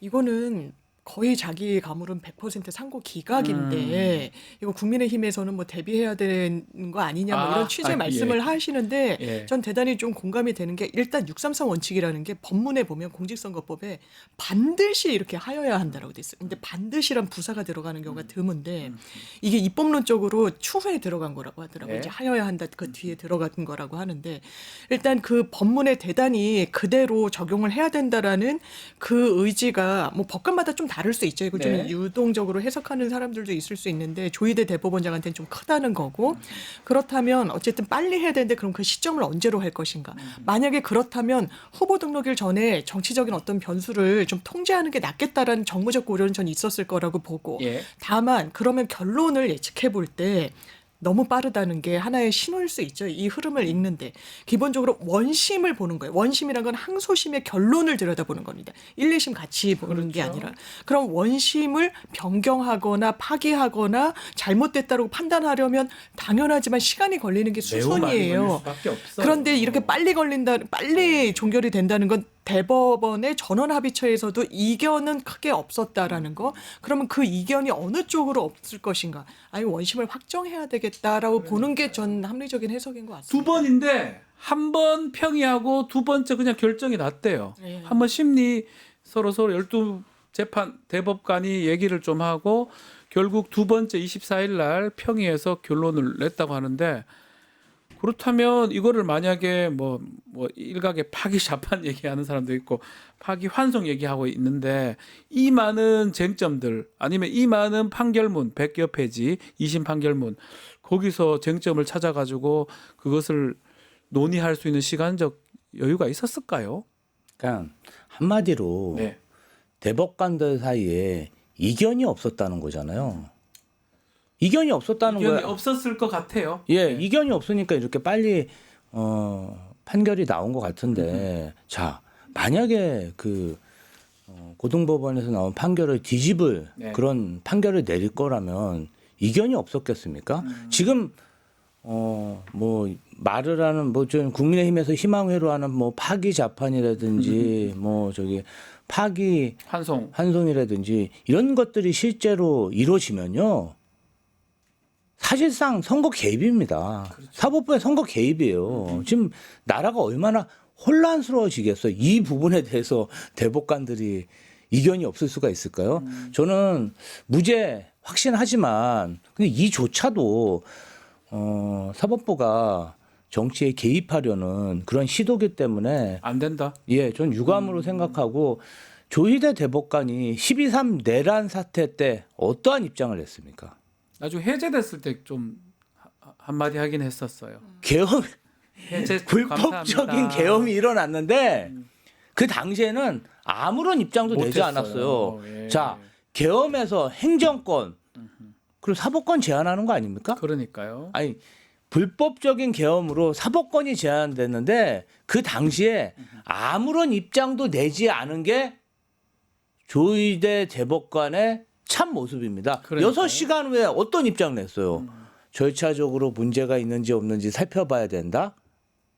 아니 그렇게 신중한 사람이 왜 이재명 대표의 재판에서는 그렇게 과감하고 신속하게 나옵니까? 저는 이런 일련의 그런 선출직 공무원이 아닌 그냥 그 사법부 공무원 또 한덕수를 비롯한 행정부 공무원 이런 사람들이 자신의 본분을 망각하고 월권 행위를 하는 게 대한민국 법치를 흔들고 있다. 저는 그렇게 말씀드리고 싶어요. 제가 네네. 여태까지 사법부 관련해서 판사들의 판결에 관련해서 뭐 비판적인 그러한 입장은 이야기한 적 없지만 이렇게 제가 판결 그러게요. 전에 비판한 적 한 번도 없습니다. 근데 예. 지금 해도 너무하다. 이런 생각이 좀 들어요. 그럼에도 결과가 뭐 바뀌거나 뭐 이럴 가능성은 적다라는 거죠. 상당히 낮다라고 보고 네. 일단 수치로 보면 이렇게 무죄였는데 유죄로 파기 재판한 건수는 이제 지난 20년 동안 단 한 건도 없었던 거고. 무죄인데 유죄로 예. 파기 재판한 경우는 조봉암 때가 있었다고 확인하더라고요. 조봉암이라고 이제 이승만 네, 그리고 정부 때. 2023년도인가 예. 아예 이제 그 파기 환송을 한 그런 사례들은 뭐 있겠습니다만 일단 그 수치가 0.08인가 하여튼 뭐 그렇더라고요. 거의 없네요. 무죄로 예. 온 게. 그래서 이 부분과 관련해서 그 0.08에 이재명 대표의 사건이 있을 거라고 하는 더 거는 문제죠, 그러면. 그게 더 정치적이고 그리고 반대로 만약에 이것을 파기 환송한다라고 하면 이건 진짜 정치적 개입으로 굉장히 읽힐 수 있어요. 선거에 개입되는 모습이잖아요. 예, 왜냐하면 네. 국민이 선출하는 최고 권력에 되게 임박해 있는 이 주자를 사법부가 그냥 좌지우지 막 쥐락펴락하겠다는 그런 걸로 오독될 수 있거든요. 그런 선택을 지금 사법부가 하진 않을 그러니까 겁니다. 예. 전원일치 기각입니까? 저는 그렇게 나오지 않을까 생각합니다. 우리 김지호 대변인 뭐 지금 화가 법리적으로. 엄청 나 있었는데 그래도 기각될 거라고 보긴 보죠. 그렇게 하더라도 그건 잘못된 거라는 거죠. 아니 기각시켜도 기각되더라도 잘못됐다는 너무 거죠. 빠르다. 지금 이렇게 왜 하냐고. 이 사법부가 말이죠. 보이고 있는 태도는 네. 사법부가 결정한다. 뭐 기각 나겠죠. 눈치를 봐서. 근데 이재명 후보가 대선에 출마할 수 있을지 없을지는 사법부 손아귀에 든다. 뭐 이런 이런 그게 존재감을 안 보여주려고 좋다는 하는 거죠. 거잖아요. 저는 그게 정치적 행위라고 봅니다. 그러니까요. 예. 근데 국민의힘 입장에서 논평도 내고 했는데 국민의힘 입장에서는 충격이겠어요. 또 만약에 그런 결론이 나면 저렇게 바라고 있는 것 같은데 아주 절실하게. 근데 저렇게 만약에 상고 기각이 나면 이재명 대표 입장에서는 이재명 후보 입장에서는 또 민주당 입장에서는 탄탄대로잖아요. 아니 탄탄대로죠. 탄탄대로지만 네. 저는 사법부도 그렇고 행정부 공무원도 그렇고 끼어들지 마라. 본인들의 본분을 지켜야 되는데 지금 윤석열이 법치를 무너뜨림으로 인해서 다들 난각병에 걸린 것 같아요. 그냥 전염병에 걸려가지고 너도 나도 나서고 있어요. 왜 그러네요. 대선의 시간에 본인들이 나서서 지금 우리가 국민의 삶에 대해서 논의해야 할 시간에 이런 그냥 가짜는 이야기를 해야 되냐고요. 그렇습니다. 저는 그게 유감입니다. 알겠습니다. 예. 뭐 결론은 아마 그렇게 예상이 됩니다. 네. 되지만 하여튼 이렇게 끼어든 모습이 안 좋다라고 우리 김조 대변인 좀 지적을 주셨습니다. 자, 어제 국민의힘 대선 후보 경선 2차 결과 발표가 됐습니다. 결국 김문수, 한동훈 후보 3차 경선에 진출하는데 장미 변호사 네. 어떻게 보셨습니까? 예상한 대로 된 겁니까? 저는 처음에는 네. 홍한이 올라갈 거다라고 이제 여러 차례 말씀드릴 기회도 있었는데 네. 그 전부터 국민의힘에 좀 사정에 능한 분들이 아마 김문수가 이제 하락세라는 평가가 사실 주말 사이에 많았던 것 같아요. 그런데 이 한덕수 대행과의 단일화에 제일 적극적이었고 아주 나를 뽑으면 한덕수의 단일화는 걱정하지 않아도 된다라는 게 이른바 좀 먹혀들고 있다라고 네. 하면서 오늘 조간에서도 분석을 해보면 홍준표 후보의 패인으로는 이걸 늦게 비교적 좀 수세적으로 들고 나왔다는 게 아마 그 패배 원인으로 진단까지 나오고 있어서 네. 지금 이 국면에서 저는 가장 웃고 있는 건 김문수도 아니고 한동훈도 아니고 한덕수일 거다. 한덕수가 웃고 있을 것이다. 예. 왜냐면 한동훈 후보도 패배주의다 이렇게 얘기하는 건 하지만 우물쭈물하면서 왜냐면 당원들은 진심이라고 하니까요. 그러니까 제3자 저는 오늘 동아일보 사설이 되게 많이 이제 네. 와닿았었는데 어떤 내용입니까? 일단 그렇게 썼더라고요. 대선 관리자는 출마 기웃, 국힘 집행부는 그런 그에게 기웃. 기웃된다는 거예요. 이거 정도가 아니라는 거예요. 보수 기웃. 언론에서도 이거 이러지 말라라고 꾸짖고 있는 것 같습니다. 결국은 지금 두 사람이 올라가긴 올라갔지만 한덕수라는 또 어떤 변수가 있기 때문에 확실히 정해진 건 아닌 것 같아요. 아직까지 국민의힘 쪽은. 어대덕 아닙니까? 어차피 대선 후보는 한덕수. 어대덕입니까? 어대덕. 요새 뭐 김문수 캠프에서 김덕수라 그래요. 김덕수. 아, 을지문덕 뭐 이렇게 얘기하던데요. 진짜 전 이런 경선 처음 봤는데. 문덕, 을지문덕. 예, 이런 경선 처음 봤는데. 아니 이러면 왜 경선합니까? 경선 왜 합니까? 아니 그냥 왜 이런 경선 왜 하는지 모르겠어요. 그냥 한덕수 지명하면 되잖아요. 예. 추대해달라고. 아니 그냥 추대하면 되는데 그냥 그 고생을 하면서 돈도 많이 썼잖아. 할 때마다 1억씩 내야 된다면서요. 아유, 진짜 이 망신이란 망신은 그렇게 망신당하니까 홍준표 시장이 그냥 정계은퇴하면서 탈당해 버렸잖아요. 사진도 안 찍고 가버렸어요 어제. 네. 참 저는 국민의힘의 경선 과정을 보면서 참 불공정하다, 사악한 정치를 하고 있다 이런 생각이 들었어요. 그 친윤 의원들이 자 어떻게 보면 위장 전입이죠. 한덕수를 밀고 있는데 홍준표 캠프로도 가고 저기 김문수 캠프로도 가고 가스라이팅을 하는 거예요. 네. 아 한덕수랑 내가 당신 캠프였지만 나는 한덕수 지지한다. 한덕수랑 단일화 해야 된다. 안 그럼 나 가버린다. 이렇게 가스라이팅을 하니까 우리 김문수 후보가 착하긴 한 것 같아요. 착한 후보예요. 그러다 보니까 김덕수 이야기하고 다니는 거 아니겠습니까? 지금 말한 것처럼 홍준표 후보 결국은 떨어졌는데 아유 뭐 떨어지자 말자 정계은퇴 탈당 다 해버렸어요. 그렇죠. 저는 정계은퇴는 시사하기도 했고 본인이 예. 이제 SNS를 통해서 그날 정계은퇴 공식 선언하기 전부터 이제 언론에서는 아마 이제 정치 일선에서 물러날 거다라고 예. 했는데 저는 탈당까지 할 줄은 몰랐거든요. 탈당한 거는 좀 큰 거 아닌가요? 대단히 당에 서운하다는 신호인 것 같아요. 뭐가 서운할 것인가? 일단 정치 30년의 여정을 마무리하는 데 있어서 네. 가장 각인되는 건 한동훈 후보와의 그 설전. 저는 대단히 모멸감을 느꼈을 거라고 우리 마수 토론이라고 했던 네. 그 설전 말씀하시는 거죠? 한동훈 후보도 뭐 전투에서 이기고 전쟁에서 진다라는 표현을 많이 하는데 딱 거기에 맞는 그 태도로 임했던 것 같아요. 이런 태도를 미래 지도자라고 국민들이 생각할 수 있겠습니까? 뭐 춘향이 입에 올릴 수도 없는 질문들을 했어요. 사실 더 근본적인 건 국민의힘이 자당의 자산인 이런 대선 주자들을 어떻게 다루었고 예우했느냐일 겁니다. 네. 어떻게 아무것도 안 하고 가만히 있는 한덕수를 그것도 경선을 공정하게 관리해야 되는 권성동 대표까지 나서서 이 주자 중에 한 명이 되면은 한덕수 대행과의 이 단일화가 상당히 뭐 잘 될 것이라고 생각하는데 이거 선거운동 한 거예요. 네. 이거 김문수 뽑으라는 소리를 우회적으로 한 거 아니겠습니까? 이런 당이 어떻게 계속 있을 수 있겠어요? 희망이 있습니까 이 당에? 그 마지막에 이제 홍준표 전 시장 또 후보 나가는 그 모습이 한동훈 후보랑 그 마수 토론하면서 그 모습들이 좀 마지막에 어떤 정치 인생의 그 모습으로 기억이 남을 것 같다는 생각도 많이 드네요. 지금 우리 장 변호사 말씀대로. 그러니까 홍준표 후보 같은 경우는 좀 모멸감을 많이 느낀 것 같아요. 근데 제대로 대응도 좀 못했던 것 같아요. 의외로. 화도 잘 옛날에 많이 내더만 이제는 정말 좀 화도 제대로 못 냈나 그러니까 이런 생각 이제 들기도 하고. 명태균 스캔들까지 겹치면서 겹쳐있죠, 지금.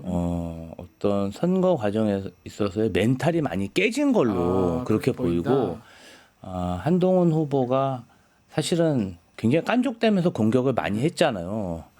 그런 것에서 좀 자괴감을 많이 느낀 것 같아요. 그래서 탈당까지. 그리고 이제 보이지 않게 친윤 의원들이 뭐 한덕수와의 단일화를 끊임없이 요구하고 그다음에 당 지도부는 그래도 홍준표 후보가 원로인데 정말 이상한 경선 룰을 만들어서 후보들을 정말 이렇게 부각시키는 게 아니라 그냥 후보들의 인격을 뭐라 그럴까요? 완전히 그냥 무참하게 말살하는 그런 경선을 하다 보니까 그러니까 희롱당하는 경선을 하고 있다 보니까 자괴감이 많이 든 게 아닌가 이런 생각이 좀 듭니다. 안철수 후보도 어제 브리핑을 하는데 종이를 무조건 들고 있었는데 정권 교체를 자기가 시키겠다 이런 식으로 또 발언이 조금 이번에 좀 발언이 어눌한 거 아니냐라고 그 얘기도 있었거든요. 발언 논란이 이제 출연할 때마다 조금 불거지는 것 같고 이제 대선 주자의 어떤 명료한 메시지를 내는데 조금 능숙하지 못한 거 아니냐라는 이야기가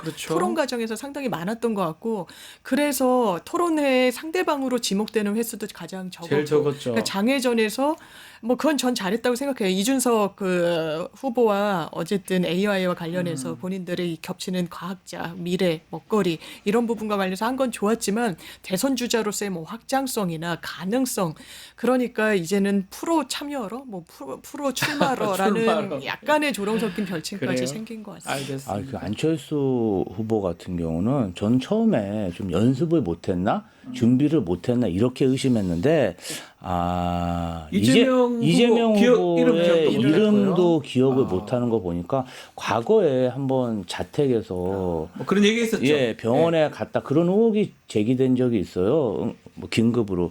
그러다 보니까 건강상에 조금 문제가 있는 게 아닌가. 그래서 안철수 후보가 물론 정치도 좋고 대선도 좋은데 이번 기회에 좀 건강을 잘 챙기셨으면 좋겠다. 마음이 좀 안타깝더라고요. 그렇죠. 예. 그런 생각이 듭니다.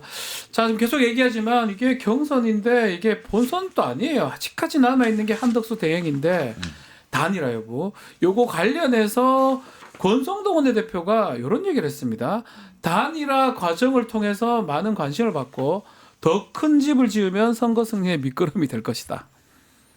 이건 사실은 약간 해당 발언 아닌가, 해당 행위 아닌가 생각이 드는데 결국 그냥 단일화 해야 된다. 그렇죠. 지도부잖아요. 지도부가 이런 얘기하면 단일화 공식 선언한 걸로 봐야 되는 거 아닙니까? 이거는 완전히 당원권을 폄훼하는 거예요. 그렇죠. 그냥 무효화하는 겁니다. 형해화하는 거고요. 그러면 당원들은 왜 투표? 뭐하러 투표합니까? 돈 뭐하러 내고. 투표합니까? 한덕수 대행 그냥 콘클라베 방식으로 문 그렇죠. 걸어 잠기고 하겠다는 이야기까지 나오는데 당원이 무슨 소용이며 민심, 당심 이거 왜 다 추린 거예요? 이런 식으로 부전승으로 올릴 것 같으면요.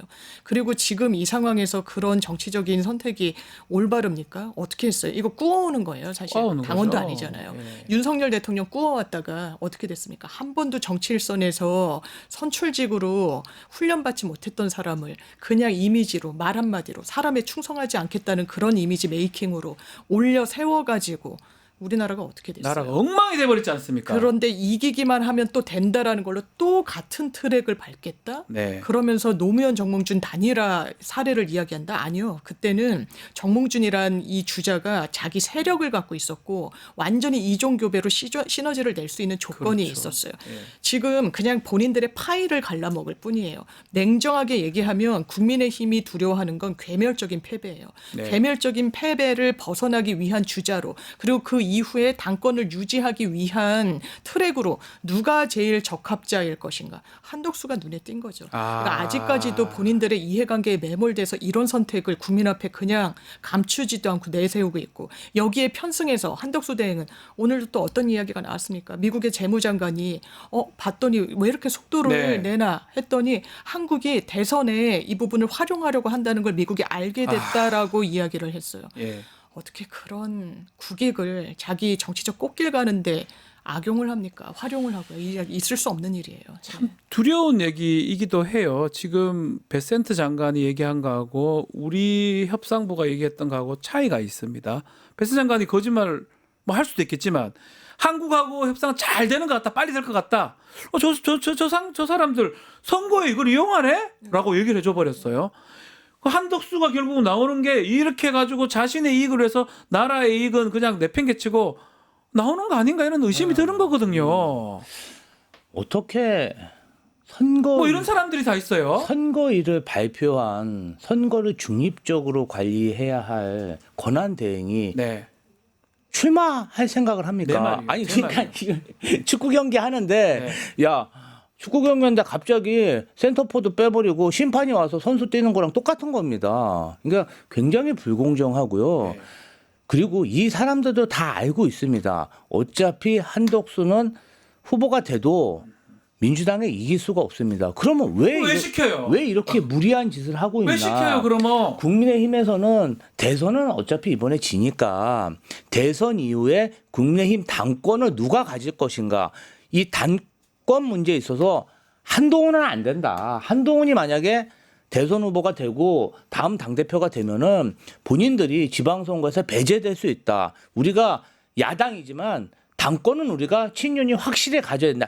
그런 사악하고 정말 영악한 그런 정치적 계산으로 이러한 모든 기획을 하고 있습니다. 제가 야 어떻게 이렇게 국민을 개 돼지로 보고 그러면 결국은 나라가 왜 되든 간에 나라를 팔아먹든 어쨌든 간에 한덕수가 되든 안 되든 그 상관도 없이 자신들의 이익을 위해서 계속 저렇게 한다는 거잖아요. 그런 거죠. 왜냐하면 그런 트랙을 밟고 있는 거죠. 정확하게 스콧 베스트 재무장관이 예. 이렇게 얘기했어요. 한국이 대선 전에 무역협상 끝내서 선거운동 하려는 것을 알게 됐다. 이래 되면 이거 심각한 거예요, 사실은. 이거 정확하게 밝혀야 됩니다. 예. 무슨 의도로 협상에 임했길래 미국에서 그것도 장관이 이런 발언을 하게 됐는지 알려야 되고요. LNG 사업도 마찬가지예요. 알래스카. 일본에서 주저하고 시간 끌려고 할 때 딱 치고 들어가가지고 이거 수조 원이 들어가는데 다 국민 세금인데 우리 화상회의 빨리 진행하겠다. 본인한테 그럴 권한이 있습니까? 네. 그런데 어제도 또 거부권 행사하면서 이랬어요. 대행과 대통령은 동일하다고. 그렇기 때문에 대행에 대해서 헌법재판관 임명을 하지 않은 부분에 대해서 문제 제기를 하는 그런 입법을 받아들일 수 없다고 했습니다.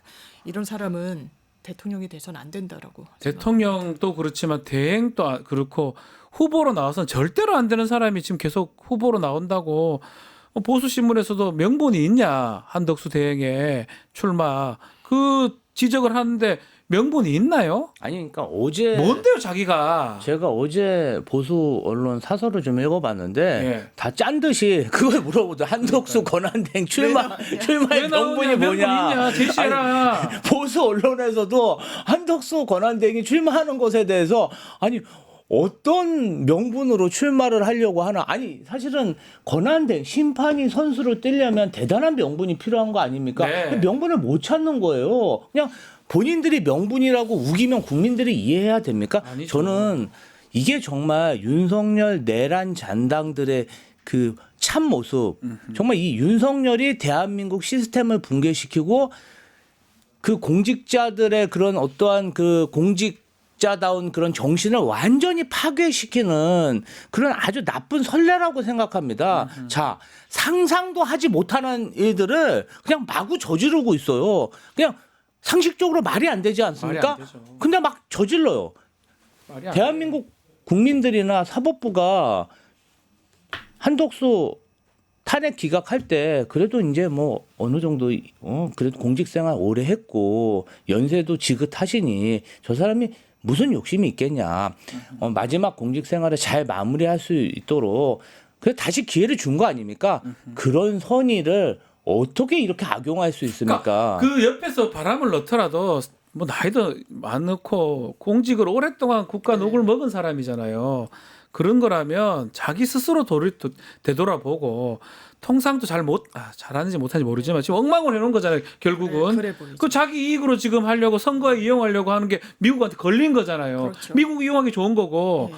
그러니까 조금이라도 저렇게 나이 먹고 자기보다는 국가를 조금이라도 생각할 것 같으면 이런 행동 안 하는 거 그래 보이지 아닙니까? 않아요. 왜 그러면 외신 인터뷰를 계속 많이 했잖아요. 네. 본인의 대선 행보 중에 그게 하나였는데 이를테면 그런 식의 워딩을 하는 거예요.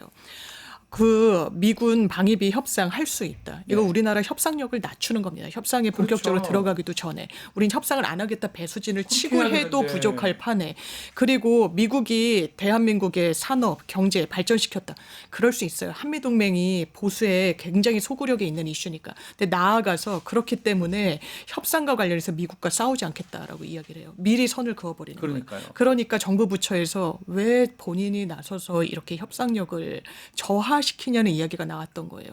이거 대단히 위험한 사람이라는 인식을 주기 충분하고요. 지금 걸어오는 길도 굉장히 그러면 단 한 번이라도 지금 대선이 한 달 정도밖에 안 남았는데 네.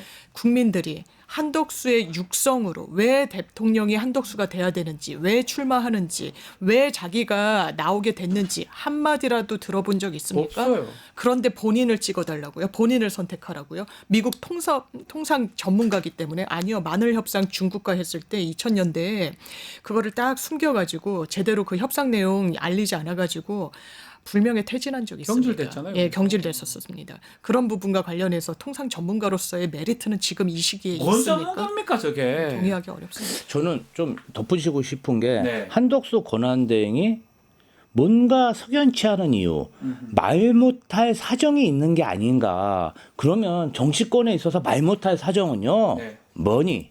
돈. 이권이에요. 자, 그러면 한덕수 권한대행이 국민을 대리하지 않고 누구를 대리하고 있나? 사실은 그 유명한 법무법인에서 전관 예우 받았던 거 사실 아닙니까? 법인카드만 쓰고. 아니 저는요 이거는 일종의 매국행위라고 봐요. 왜 국민의 권한대행이 누구를 권한대행하고 있냐? 그 각계무샤 정말 종이 뭐 인형처럼 그림자 인형처럼 누군가가 이 사람을 조정하고 있는 게 아니라 이런 의혹까지 제기되고 있습니다. 저는 차제에 이러한 어떤 공직자의 뒤에서 전관 예우를 하면서 로비스트로 뭐 이렇게 압력을 얻고 있는 세력들이 있는지 없는지 이것조차도 저는 수사가 돼야 된다고 봅니다. 저는 이게 너무 유감스럽고요.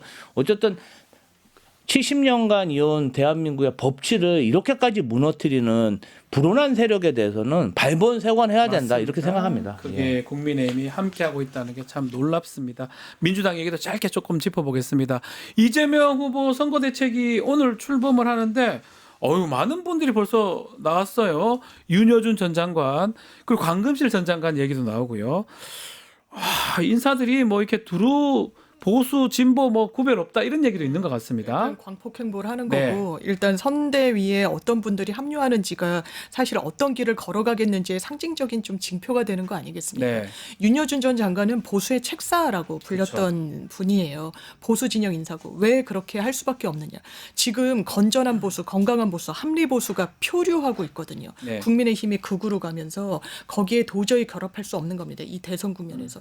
그럼 그런 분들을 누가 안아야 되느냐? 정치적 공간을 넓게 쓰고 있는 민주당이 그러면 중도 보수를 표방했고 그런 거에 부합하고 지금 내란을 종식하는 부분과 관련해서 의견을 같이 하는 분들을 같이 안 걸을 이유가 없는 겁니다. 그런 측면에서 이런 행보는 국민들께서 당연히 긍정적으로 평가하실 거라고 생각합니다. 김상욱 의원도 영입 가능하다. 그리고 우리 뭐 변호사 중에 신인규 변호사, 장성철 소장 뭐 등등 얘기가 나오는데 맞습니까? 근데 그분들은 확인해보고 전화 받은 적 없다 하긴 하던데요. 뭐 장성철 소장 같은 경우는 조금 제의는 있었던 것 같아요. 있었는데 뭐 본인이 방송 활동한다고 고사한 것 같고 지금 이석현 전 법제처장도 지금 이렇게 합류하고 이현재 전 금감원장도 합류하기로 했고 야 빅텐트는 여기가 빅텐트예요? 민주당에서 빅텐트를 치고 있어요. 지금 다 용광로 선대위를 구성하고 있는데 저는 사실 그렇습니다.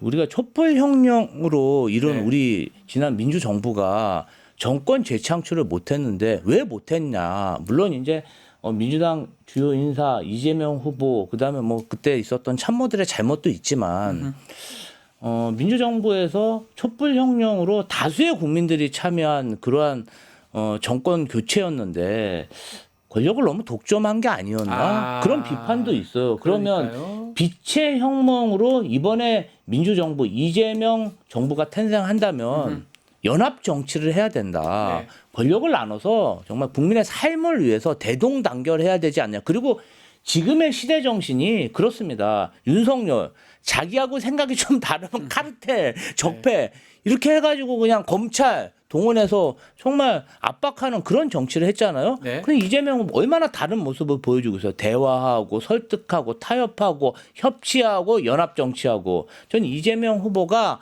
그러한 연합 정치라고 협치를 해서 국민의 삶을 개선할 적임자라고 생각합니다. 알겠습니다. 자, 오늘 이슈합은 여기서 마무리하겠습니다. 두 분 말씀 감사합니다. 감사합니다. 고맙습니다.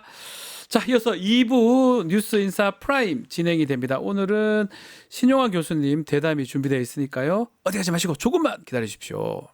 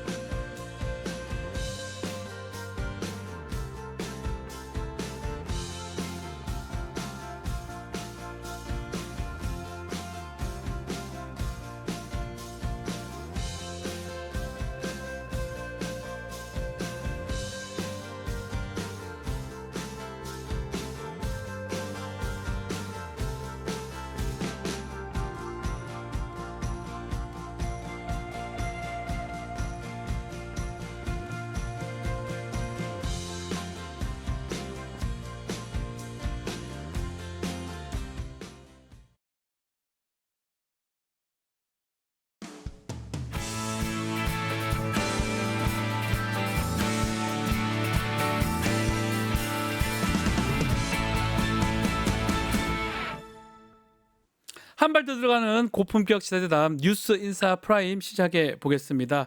자, 도이치모터스 주가 조작 의혹 사건 재수사 더불어 건진 게이트까지 지금 윤석열, 김건희 의혹 계속 쏟아지고 있습니다. 관련해서 오늘 중요한 분 모셨습니다. 신용환 전 석좌 교수와 함께 이야기 나눠보겠습니다. 교수님 안녕하십니까? 네, 안녕하세요. 신용환입니다. 네, 이게 사실 계속 보도가 되고 있는데 교수님을 좀 오늘 모셨는데 요거가 맞아떨어진 것 같습니다. 일단은 네. 건진법사 얘기 좀 해봐야 될 것 같은데 네. 아마 캠프에 계속 계셨으니까 윤석열 네. 그 후보 당시에 여론 조작 댓글팀의 수장이 그 건진법사 전성배 씨가 맞습니까? 실제 이제 제가 N1번 방부터 네. N120번 방까지 이제 단톡이 방이 그렇게 많습니까? 네. 그 중에 이제 N20번 방 같은 경우는 윤석열도 같이 이제 들어와 있는 방입니다. 주요 이제 놀랍네요. 뭐 시장 그다음에 당 대표 뭐 이런 분들이 같이 들어와 있던 방도 있고요. 예. 그런데 이제 그 일종의 그런 이재명 당시 경쟁 후보의 악마화인 거잖아요. 그러면 이제 오더를 내린 사람이 있고 제작을 하는 사람이 있고 배포를 하는 사람들이 있을 거 아니에요. 네. 그래서 이제 제가 뉴스타파에 당시 제보를 하고 전체적으로 체크를 하고 했을 때 그 각각의 역할 분담이 진짜 있더라고요. 그런데 그 정점에 이제 건진이 있다라고 취재하면서 그렇게 이제 거의 확인이 되는 것 같아요. N20번의 방에 있었다는 거고 기본적으로 캠프에서 건진 전성배의 역할은 뭐였습니까? 원래 네트워크 본부라는 게 그렇죠. 기본적으로 이제 이 조직 본부로 친다 그러면 대외 협력 이런 기능이죠. 네. 그러니까 소수 종교, 신흥 종교 이런 것들 가교 역할도 하고 예. 일종의 이제 직능 단체 예. 이런 쪽에 이제 연결을 하고 이런 역할들을 이제 많이 한 거죠. 실제로 보면 이제 한참 그 코로나 때 신천지 대구 뭐 해서 압수수색 구속 기소 이런 논의가 나올 때 영매라는 표현을 쓰잖아요. 맞습니다. 누구누구도 영매니까 그 사람에 대해서 함부로 하지 마라 라는 얘기를 이제 윤석열에게 했다. 당시 검찰에 있었던. 네. 그러면서 압수수색이나 뭐 구속 기소 이런 것들이 이제 상대적으로 미온적이었다. 뭐 이런 이제 것들이 기사에 나와 있잖아요. 네. 그런 식으로 그다음에 이제 2018년에 그 소가죽을 쓰고 하는 그 수륙 대제라고 충북 충주에서 이제 있었던 그런 퍼포먼스를 보면 거기에 이제 참석하는 그 인물들을 보시면 일종의 그 신흥종교 소소종교의 대통합 같은 통합 잔치 같은 어떤 그런 느낌으로 여러 종교들이 그들이 잘 쓰는 단어들이 있어요. 뭐죠? 통일, 평화, 세계 이런 단어들이 거의 공통적으로 많이 들어갑니다. 종교에 그 많은 글을 쓰는 종교들이 많죠. 네, 그거에 이제 일종의 링크 역할을 이제 건진이 핵심적으로 했다고 보시면 될 것 같습니다. 알겠습니다. 자, 교수님께서 저희 작년에 이제 했던 얘기가 예하랑 얘기를 하셨어요. 네, 가로수길 예화랑. 예. 그 가로수길 불법 사무소 부분인데 그 맞은편에 건진의 딸 사무실도 있었다면서요? 네네. 그 가까이 이 건진 딸 사무실이 있었고 2021년 중반부터 해서 건진이 이제 소위 유력하다는 사람들 그리고 이제 소위 업자들 등등하고 수도 없이 만나면서 지금 보시면 난지도에 이제 서울링이라고 런던 아이 같은 그런 컨셉들을 같이 이제 착안을 해서 선셋 서울 뭐 디자인 서울 이런 부분으로 해서 새로 만든다고 이제 했잖아요. 네. 그러면 지금 이제 선정된 업체가 있단 말이죠. 그런 기본 그 설계와 뭐 건축 이런 것들에 이제 선정되는 업체들이 있잖아요. 5천억이 넘는 대규모 프로젝트입니다. 그런데 그보다 지금 2021년 같으면 한 3년 전이잖아요. 이 선정된 건 최근이고. 그러니까요. 3년 전이잖아요. 그때 건진이 아마 딸에게 선물로 주려고 했던 것 같아요. 지금 제보에 따르면 저한테 그 프로젝트를 같이 논의했던 분이 제보를 주셨기 때문에 아주 구체적이에요. 네, 그 딸이 지금 그 이득을 좀 봤다 이 말씀이네요. 이득을 보지는 못하고 보려고 했던 미수에 그친 것 같은데 그거를 강릉 경포대 해변에 그런 이제 런던 아이 같은 시설들을 만들어서 속초에 왜 하나 만들었는데 뭐 인허가상의 문제가 있어서 그걸 폐쇄해야 된다 이런 거 나오잖아요. 그래서 그거를 딸 이름으로 딸 앞으로 해주려고 했다. 그런데 그때 논의하던 그 기업이 3년여가 지나서 비슷한 내용으로 지금 서울 프로젝트에 선정이 됐단 말이에요. 있군요. 그러면 그 의혹은 제기할 수 있겠죠. 누구든지 그 뒤에 부분까지도 그러면 혹시 건진이 관련이 됐나 하는 이제 이런 의혹도 생각이 되겠습니다. 그 딸뿐만 뿐만 아니라 그 처남도 문제되고요. 또 이 처남도 대통령실 인사 개입도 했다고. 처남은 있고요. 뭐 워낙 유명하고 휘문고등학교 출신이고요. 어. 비교적 최근에 이름을 개명을 했어요. 이 사람이 아하. 보니까. 그래서 그 사람이 이제 인사 개입에 많이 했다. 그래서 실제로 청와대 대통령실에 예. 그 선임 행정관 이땡땡, 그다음에 신땡땡 행정관 등등이 이제 그 사람이 뒤에서 작업을 해서 건진과 함께해서 넣었다라고 하는데 3명이 지금 대통령실에 들어갔습니까? 그 건진의 갖고 네트워크 본부. 2024년 8월경에 두 사람이 퇴사를 했죠. 한 사람은 아마 들어갔다가 나왔군요. 네네, 한 사람은 지금도 있나 그럴 겁니다. 아, 그러면 이것도 문제잖아요. 뭐 저기서 불법적으로 뭘 도와주고 그 중에 몇몇이 대통령실에 가고 또 딸도 저러고 처남도 인사 개입하고 뭐 문제가 많네요. 실제로 지금 일각에서는 이런 말까지 나와요. 건진보다도 예. 그 부작용이 훨씬 크다. 그 밑에 실리를 들어갔던 취하고 사람들이. 그다음에 이제 일종의 이제 사기 행각 같은 게 있는가 봐요. 네. 내가 이래 해줄 테니까 뭐 어떤 금품이나 이런 거겠죠. 어떤 사적 이익이겠죠. 저 사람들이 뭐 실력에서 들어간 게 아니잖아요. 그래서 저래 들어가면 또 이익을 얻기 위해서 뭐 할 거 아니에요. 그렇죠. 그렇게 다 봐야죠. 이제 봐야 이권에 되겠죠. 대해서 인허가 이런 것들에 또 개입하고 뭐 이런 게 있겠죠. 상식적으로 사람이 보면. 얼마나 없길래 저런 사람 그래서 그 뽑았습니까? 게이트가 더 클 수도 있다라는 말도 있고요. 실제 그러네요. 건진이 윤한홍 의원한테 그 보낸 거 뉴스에 오픈된 게 있잖아요. 그거 네. 보시면 이렇게 잘 살펴봐 주십사 이걸 부탁드립니다. 이런 투가 아니잖아요. 예. 마치 뭘 맡겨놓은 것처럼 지시 비슷한 거. 내가 이래 했는데 이것도 하나 못 해줘? 뭐 이런 말투잖아요. 그 투가. 그것도 이상해요. 예, 그렇게 보면 건진의 위세가 얼마나 컸는지 알 수 있고요. 어제 이제 명태균 씨가 황당한 발언을 해서 많은 사람들의 공분을 자아냈는데 누가 농담으로 그래요. 건진이 세냐, 명태균이 셉니까? 세냐. 건진이 10배 세죠. 5천만 원 관봉권. 아, 명태균은 500만 원 고바나 봉투. 그러니까 10배 센 거죠. 그거 딱 10배 차이가 5천만 원, 나네요. 500만 원. 농담입니다. 네. 그 예하랑 그 운영했던 거 그것만 해도 당선 무효형 아닌가요? 그래서 불법 운영 아닙니까? 제가 이제 2024년 예. 11월 첫째 주에 그걸 공개를 하고 나서 11월 11일 날 신사동 예화랑 근처에서 제가 저녁 약속이 있었어요. 신사역 근처에서. 그 지나가면서 그냥 혹시나 해서 사진을 찍었어요. 그 당시에. 저 사진이죠. 네, 비포죠. 네, 맞아요. 간판까지 있네요. 저 사진입니다. 그런데 그로부터 일주일 후에 민주당 진상조사단 의원님들하고 해서 현장에 가서 기자회견을 한다. 네. 아마 그러니까 사전에 보도자료 같은 보도 협조 요청 이런 게 있었겠죠, 그죠? 18일 날 갔더니 사람 키 높이 한 2배 되는 펜스가 쳐져가지고 또 안에를 막 다 이렇게 급하게 걷어낸 흔적들이 나오면서 아주 황당한 계약서가 하나 오픈이 되죠. 뭐죠? 유명한 제약회사 중에 H모 제약이 있습니다. H모 제약이 저게 헐구 새로 짓는데 아직 인허가도 못 받은 상태에서 예. 빨리 지면 2026년 7월 달에나 완공하는 건물인데 일종의 입도선매하듯이 먼저 48억이나 되는 보증금을 선납을 하고 계약을 했다. 전혀 상식적이지 말이 안 않잖아요. 되죠. 아직 인허가도 안 됐고 말이 안 되죠. 그 제약사가 뭐 돈이 없어서 저 건물을 미리 1년 후에 1년 반 이후에 거를 계약할 리도 없잖아요. 말이 안 되죠. 그래서 하여튼 굉장한 의혹이 있는데 급하게 뭔가를 가리기 위해서 처리한 것 같다. 그래서 그동안 수사 진전이 없어서 제가 이제 저는 뒤늦게 2월 언제 조사를 받았고 그런데 저만 조사받는 게 문제가 아니라 이제 대상자들을 조사를 해야 관계자들 될 조사를 받아야 될 거 그렇죠. 아닙니까? 그래서 이제 지난주 민주당에서 다시 한번 신속하고 엄정한 수사를 촉구하는 기자회견을 이제 진상조사단 분들과 같이 했죠. 네. 그랬는데 엊그제 보니까 저도 이제 그건 몰랐거든요. 보니까 이제 예화랑에 거기에 실소유주 아들과 이제 저 남매가 있어요. 둘이 원래는 이제 남매가, 엄마가 예. 오너였고 그런데 그 아들.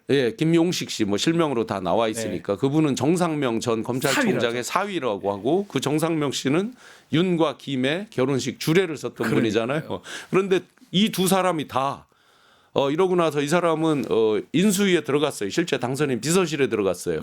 그래서 불미스러운 일로 아웃이 됐어요. 뭐 외적으로 알려져 있는 거는 사업을 하기 위해서 그냥 그만둔다지만 제가 안에 같이 일했던 멤버들한테 들은 건 다른 얘기예요. 불미스러운 예, 그다음에 그 남매 또 김방은 씨라고 이제 그 분은 기존 청와대를 새롭게 활용하는 TF 정부 TF에 들어간 거죠. 그러니까 뭐 공직이다, 공무원이다는 아니지만 어쨌든 공직에 준하는 자리, 그렇죠. 이 등등을 다 이제 받게 된 거죠. 그러다 보니까 두 가지가 크게 걸렸어요. 하나가 공직선거법, 신고하지 않은 사무실이잖아요. 네. 상시적으로 썼다는 건 권영세 비대위원장, 현재 비대위원장의 말에서 답이 나와요. 네. 밤 10시가 넘은 시각에 거기에 가서 외부 음식을 시켜 먹자라고 윤히 얘기를 합니다. 생각을 해보세요. 남의 사무실에 그러니까요. 밤 10시가 넘은 시각에 불가능한 가서 얘기죠. 외부 음식을 시켜 먹는다. 그러니까 예. 당연히 이제 불법적으로 계속 썼다는 거는 이제 알 수 있는 건데 한 가지 이제 제가 아쉬운 거는 사진을 이제 못 찍어 놓은 거죠. 아니 그 대통령 후보랑 회의하는데 어떻게 자기 마음대로 사진 찍을 수가 없잖아요. 네. 저 사진은 저기가 예하랑이죠. 저거는 이제 제가 찍은 건 아니고요. 딴 사람 다른 예예 찍은 거. 그렇게 저기 제보를 이제 주셨는데 대통령이 회의하는 걸 찍었으면 뭐 밥 먹는 걸 찍었으면 이제 상당히 중요한 증거가 될 수도 있겠는데. 네, 근데 저 사진 중에 사실은 단초가 조금 보이는 건 있긴 해요. 있어요? 네네. 저 테라스도 보이잖아요. 작은 예. 테라스인데 예. 뭐 거기서 뭘 했다 이제 이런 것들은 다 이제 듣고 알고 있는 건데 네. 여튼 그다음에 정치자금법, 수레우 사후 그렇죠. 부정처사죄. 이런 것들이 이제 다 위반이 되는 상황이고 네. 공소시효가 3개월밖에 안 남았습니다. 빨리 해야 됩니다. 네, 조사를. 빨리. 그래서 엄정하고 신속하게 해달라 촉구했는데 마침 이제 이 두 사람을 다 소환 조사를 했다고 하니 그런데 이제 더 안타까운 건 이거죠.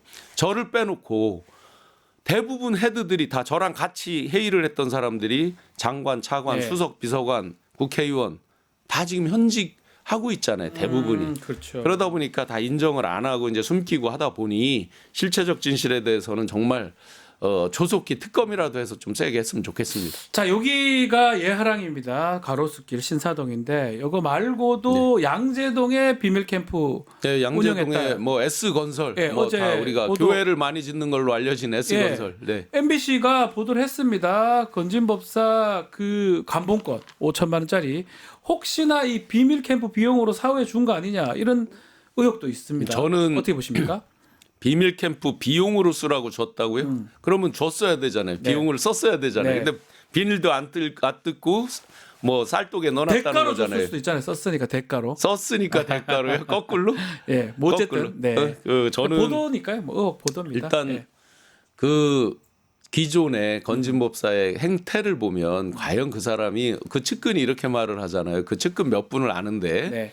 실제 수행했던 분도 알고 하는데 그들이 과연 비용을 다 자기 돈을 써가면서 그 캠프를 운영했다. 저는 그건 믿기진 않아요. 제가 기존에 이런 캠프의 행태나 네. 또 지금 건진 이분이 해온 행태를 보면 제 개인적으로는 믿기진 않아요. 아니다.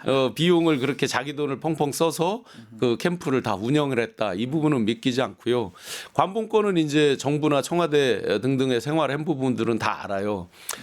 시중에 유통되지 않는다는 거 다 알고 있고 왜 그럼 네. 이분이 비늘을 안 뜯고 했을까? 자랑질이죠. 보나마나. 나 자랑 이런 안 사람이야. 하고. 딱 나 이거 받은 사람이야? 예, 위세를 과시하는 거죠. 당연히. 수도 없이 왜 명태균 씨가 보면 자기 문자 이런 것들을 녹음 이런 것들을 들려주면서 보여주죠. 또 예. 과시하는 거잖아요. 과시용이다? 네, 뭐 사실 영업에 있어서 필수적인 게 이런 과시 아니에요. 이분들이 하는 게. 네. 그러니까 더 위세를 갖고 큰 기업인들 웬만한 기업인 아니면 뭐 거기 아예 출입도 못했다라고 뉴스에 나오잖아요. 네. 그런 용도로 이제 많이 악용이 됐겠죠. 그 다이아몬드 목걸이 있잖아요. 세계 그 통일교 간부한테 받았다는 네, 거. 네. 그거 중간에 잃어버렸다, 뭐 전달 못했다 등등. 그건 어떻게 봐야 됩니까? 제가 이제 정책 맞습니까? 총괄을 할 때 소수 종교 분들도 많이 만났고 사실은 통일교 분도 만나서 이제 알고 있는 분이 있어서 전화를 해봤어요. 그랬더니 꼬리 자르기 같긴 해요. 지금 그 사람은 개인적인 일탈이다, 우리랑 관계 없다 이런 입장이고 2023년도 언젠가에 이제 이분은 아웃이 돼서 일종의 이제 이탈이 된 사람이다. 네. 뭐 이런 식으로 얘기하는데 믿기지는 않습니다. 개인적으로 뭐 어떤 자리를 얻기 위해서 뭐 개인의 이권을 얻기 위해서 뭐 그렇게 했다라는 게 잘 믿기지는 않고요. 네. 목걸이든 가방이든 저는 100% 같다고 봅니다. 왜 그렇게 추정을 하냐면 그 최 목사께서 왜 방문했을 때 이런 얘기하죠. 김건희가 아유 이런 걸 뭐 지난번에도 고맙고 뭐 이렇게 말을 하잖아요. 맞습니다. 예. 자 그런데 이 한 사람이 번이 아닌 것 같아요. 그렇죠. 그런데 이 통일교회 윤 이분이 이제 만났다는 거 아니에요. 네. 자 그러면 김도 만났을 거 아니에요. 상식적으로 보면 지금 해온 행태들을 보면 근데 김이 예를 들어서 뭐 지난번에 감사합니다라든지 이런 말이 없어요. 예를 들어서 중간에 슈킹했다 그러면 그럼 이 사람이 아 그건 잘 받으셨죠라고 그러는데 이거 뭐요 하는 순간에 건지는 어떻게 돼요? 그러니까. 그래서 기본적으로는 갔다. 다만 이거에 대해서 전달했다라고 말을 했을 때 오는 파장이 엄청나겠죠. 그것 때문에 뺀 거라. 저는 그렇게 추정을 합니다. 자, 도이치모터스 주가 조작 사건 얘기도 좀 해보겠습니다. 2021년 대선 당시에 윤석열 캠프에 그 도이치모터스 주식 전부를 동부증거로 옮겨서 이모 씨 관계 끊었다 이런 얘기를 했었는데 이 거래 내역을 보니까 도이치모터스 거래 수량이 다 지워졌어요. 그 네. 지운 사람이 그 조선일보 기자 출신 우모 씨라면서요. 네, 제가 이거는 뭐 뭔 개인적으로 잘 내용이십니까? 아는 후배인데 그 땡땡 지금 이제 공기업에 아마 감사로 가 있을 거예요. 거기는 그런 내용을 주식 투자 이런 걸 제가 알기로는 잘 몰라요. 그분은 모르시는데. 네네, 개인적으로 잘 몰라요. 근데 이제 내역을 일단 지웠죠. 보면 타사 출고, 정확한 용어로는 타사 대체 출고, 타사 대체 입고, 이제 이런 게 정확한 용어죠. 그런데 우리는 EJP 이미 알려져 있는 골드만삭스 출신입니다. 그 EJP와 절연을 했다라는 걸 강조하기 위해서 타사로 대체하고 출고해버려서 더 이상 그 사람하고 관계가 없다. 이걸 이제 강조하고 싶었던 건데 사실은 거기 찍힌 게 추정컨대 타사 대체 입고일 가능성이 높단 말이죠. 입고가 중요하다. A 증권사에서 B 증권사로만 해놓고 계속 거래를 하는 거죠. 사실상 거기서 끝내는 게 절연을 하는 게 아니고 그게 이제 들키는 과정인데 그래서 우는 직접 우땡땡이 이제 본인이 뭐를 지우고 뭐를 조작하고 이랬을 가능성은 거의 없고 제가 보기에 법률팀에 이제 물어봤을 거예요. 당시 이제 예선전부터의 법률팀에 보면 아주 놀라운 사람 이름이 나오죠. 현재 지금 재판관으로 지명됐던 누굽니까? 이완규. 그분도 분명히 그 뉴스에도 나와 있어요. 법률팀에 일을 했다라고 나와 있죠. 그다음에 지금 김건희의 변호인으로 선임됐다라고 알려져 있는 누구예요? 최땡땡 변호사, 최지우 변호사, 등등이 다 법률팀이 이 팀의 일원이었고 실제 그 법률팀의 주요 멤버는 저랑 상시적으로 통화하면서 상의를 한 분들이 있습니다. 예를 들어 정책을 만들 때 이런 게 법적으로 어떻게 되느냐 이런 것들을 상의를 하잖아요. 그래서 그쪽에 이제 물어봤겠죠. 우땡땡이 본인이 이제 이걸 법적으로 잘 모르고 증권 이런 실무에 잘 해박하지는 않으니까 그랬을 때 법률 쪽에서 이건 이렇게 삭제해야 된다라고 조언을 했겠죠. 이걸 가려야 된다라고 했을 것 같아요. 상식적으로 보면. 그것도 문제가 되고 지금 주가 조작 사건 재수사 결정을 내렸거든요. 뭔가 바뀔 수 있을까요? 그리고 김건희 밝힐 수 있습니다. 여기에 이제 지금 아직 미공개됐지만 그 EJP라는 사람이 이게 굉장히 많은 사람이에요. 그래서 주변에 굉장히 많은 말을 했고 그것들이 증거가 저한테도 들어와 있는 게 있고 많은 자료가 확보된 게 있어요. 거기에서 이런 얘기까지 나옵니다. 지금 우리가 차익을 20몇 억으로 공개돼 있죠? 검찰 보고서 전혀 아닙니다. 물론 그 사람이 약간 블러핑을 하는 성향이 있다라고 알려져 있지만 그 사람이 하는 말을 보면 그보다 6배 이상 큰 금액이에요. 더 많다. 김건희 등등이 얻었다는 차익이 그보다 훨씬 큰 금액을 언급을 이미 하고 있어요. 그러면 그런 사람들이 지금 이미 붙잡혀서 있고 정확하게 그 자료를 다시 특검 등을 통해서 한다고 하면 안 밝혀질 리가 없죠. 더 드러날 것이다. 김건희 얘기 좀 더 해보면요. 네네. 지금 모습은 안 드러나고 있는데 그 코바나 컨텐츠 아크로비스타 밑에 있습니다.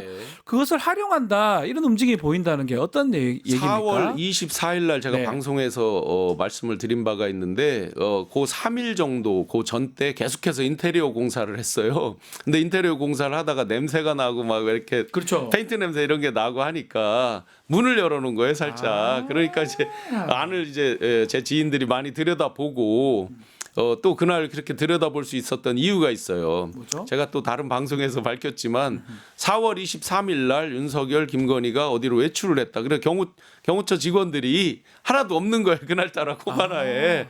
있었으면 제지를 했겠죠. 그러다 보니까 안에 들다 보니까 이미 그림도 다 걸어놓고 경호처가 왜 6개월 단기 계약했다고 하는 그 사무실 있잖아요. 그게 바로 코바나 바로 맞은편이에요. 그럼 코바나의 기존에 입주해 있었던 배땡 B 투자회사가 있거든요. 거기도 김건희랑 직결되는 회사한테 일종의 이제 코바나를 빠지면서 뭐라고 선포했습니까? 다시는 안 한다라는 얘기를 했죠. 그리고 오빠한테 넘겨놨었죠. 그런데 그런 게 다 거짓인 거죠. 다시 이제 복귀할 준비를 하는 거고 그 뜻은 뭐겠어요? 나 아직 건재하는 외적으로 과시를 하는 거죠. 우리 아직 이렇게 건재하다. 네. 그러니까 극소수의 지지자들 등등에게 보내는 메시지 효과도 있을 것이고 예. 그런데 그날 그러면 그 두 사람이 어디를 갔겠나 해서 제가 제 추정을 얘기를 했죠. 방송에서 사절을 많은 분들이 뭐 양평으로 간다 어디로 간다 많은 말씀했지만 제가 처음부터 입수했던 내용들은 내곡동이나 판교 등 서울 근교다라고 했고 제 추정으로는 골프장이 아주 가까이 딸려 있는 근교일 것이다라고 저는 추정을 했어요. 판교네요? 남성. 그래서 엊그제 보리밥집에서 밥으로 갔잖아요. 그 저희 동네긴 한데 사진 보셨죠? 그거 음식에 왔던데요? 메뉴판 보고 있죠. 음식이 항상 먹는 거에 진심이죠. 아, 그것도 맛있는 데 맞거든요. 어디냐면 청국장짜 들어가는 그런 집입니다. 맞습니다. 바로 골프장 옆에잖아요. 맞아요. 골프를 못 치지만 굉장히 좋아하는 걸로 널리 알려져 있죠. 그러면 판교나 이쪽 사절을 확인하기 위해서 갔다가 밥 먹으러 갔다 이렇게 저는 그렇게 추정을 합니다. 이미 이제 그렇게 예상을 했었고 공개를 했었고 했는데 실제 제보자로부터 사실은 이제 이건 오마이 기자님이 이제 제보받아 한 거고 그 전에 이제 제가 제보를 받아서 요거를 확인하는 과정에 전화가 와서 같이 이제 서로 합을 맞춰보기도 했습니다. 그 지금 말씀하신 것처럼 이 김건희가 뭐 자기의 존재감을 가시하기 위해서 아직까지 그 직원들이 청와 뭐 대통령 직원이나 왔다 갔다 하기도 하고 한다고 하더라고요. 대통령실 파일 들고 들어가기도 하고. 예를 들면 그 파일 들고 들어간 날은 4월 21일입니다. 4월 21일 날 기억나잖아요. 이거 기대 졸고 앉아 있고 그 가죽 소파에 뭐 가죽 의자에 하고 막 해서 비판을 받은 그 재판 날입니다. 지하로에서 들어가고 특혜를 주고 그 지기현 찬스로 이제 그렇게 하고 있던 날 그 똑같은 시간에 정땡땡 비서 그다음에 유땡땡 비서 최지우 변호사 등등이 이제 들어갔죠. 저는 그건 이렇게 추정을 해요. 검찰과 소환 기일을 조율한다 이런 뉴스가 있었죠. 바로 그 시점이고 그날 회의를 하고 바로 뉴스에 뭐가 나왔냐면 변호인을 선임했다 이런 뉴스가 나오더라고요. 그러면 이제 그런저런 일들을 상의를 했겠죠. 그런데 거기서 이제 특이한 모습이 유땡땡 그 비서가 그 대통령실 로고가 찍힌 파일을 들고 있다면서요. 일종의 파우치 같은 거를 이제 들고 가는데 그러면 아주 뭐 그러지 않기를 바라지만 최악으로 항상 뭐를 상상하든 최악의 일들을 해왔던 사람들인 걸 감안해 보면 혹시라도 지금도 대통령실에서 어떤 자료를 받아서 혹시 이런 재판이나 이런 거에 쓰기 위해서 받아서 그렇게 움직이는 게 혹시라도 있나 이런 이제 의구심도 들기도 하죠. 결국 말씀대로 뭔가 파면이 되긴 됐지만 최지우 변호사, 김건희 라인 알겠습니까? 등등이 계속 왔다 갔다 하면서 뭔가 끝까지 뭔가 하고 있다고 보는 게 이게 변호 차원이 아니고 그 이상이 아닐까 생각도 들기도 진짜 하는데요. 여러 가지 정치적, 정무적, 뭐 김계리 변호사 등등의 이제 허황된 이야기들 등등과 합쳐 보면 여전히 이들은 국민들은 엄정한 사법적 집행 그 심판을 받기를 원하는 거잖아요. 그러니까요. 지은 죄값에 대해서 정확하게 받아라 이거잖아요. 그런데 이들은 계속해서 정치를 하고 있죠. 정무적 메시지를 내고 있죠. 예를 들어서 판교에서의 그 식당 장면을 보시면 버젓이 활개를 치면서 홀에 있는 거잖아요. 지금 어디에 있어야 될 사람이냐고요. 국립호텔에 경호 잘 받으면서 삼시세끼 주는 거 잘 먹으면서 국립호텔에 갇혀 있어야 될 사람이잖아요. 그런데 버젓이 염장 지르듯이 국민들 열불나게 그것도 보통 그런 지경이면 룸 같은데 사람들 잘 안 뛰는데 이런 데 가야 될 거 아니에요.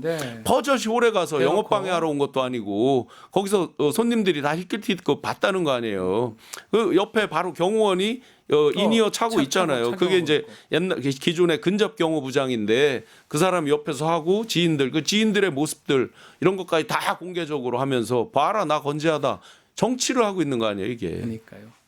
알겠습니다. 빨리 좀 뭔가 사법부나 이렇게 결정을 좀 내려줘야 되는데 저 모습이 국민들이 안 좋아할 것 같습니다. 그동안 검찰이 그야말로 민기적민기적하다 이제 뭐 하는 듯이 뭐를 한다 뭐를 재수사한다 뭐 이런 식으로 하는데 진작에 그렇다면 이런 실체적 진실도 어느 정도 오픈이 많이 됐을 것이고 명태균 같은 사람이 검찰 앞에서 노래를 부른다든지 이런 황당한 모습은 없었을 거 아니에요. 알겠습니다. 교수님 또 모시고 또 많은 얘기 좀 들어봐야 될 것 같습니다. 오늘은 여기에서 마무리하겠습니다. 네. 신영 교수님 감사합니다. 네, 고맙습니다.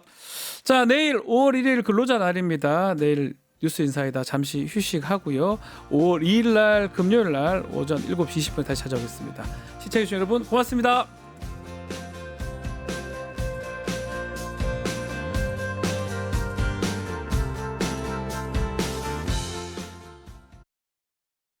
뉴스토마토 K평화연구원이 12.3 내란을 막아낸 시민영웅 1000명 찾기 프로젝트를 진행합니다.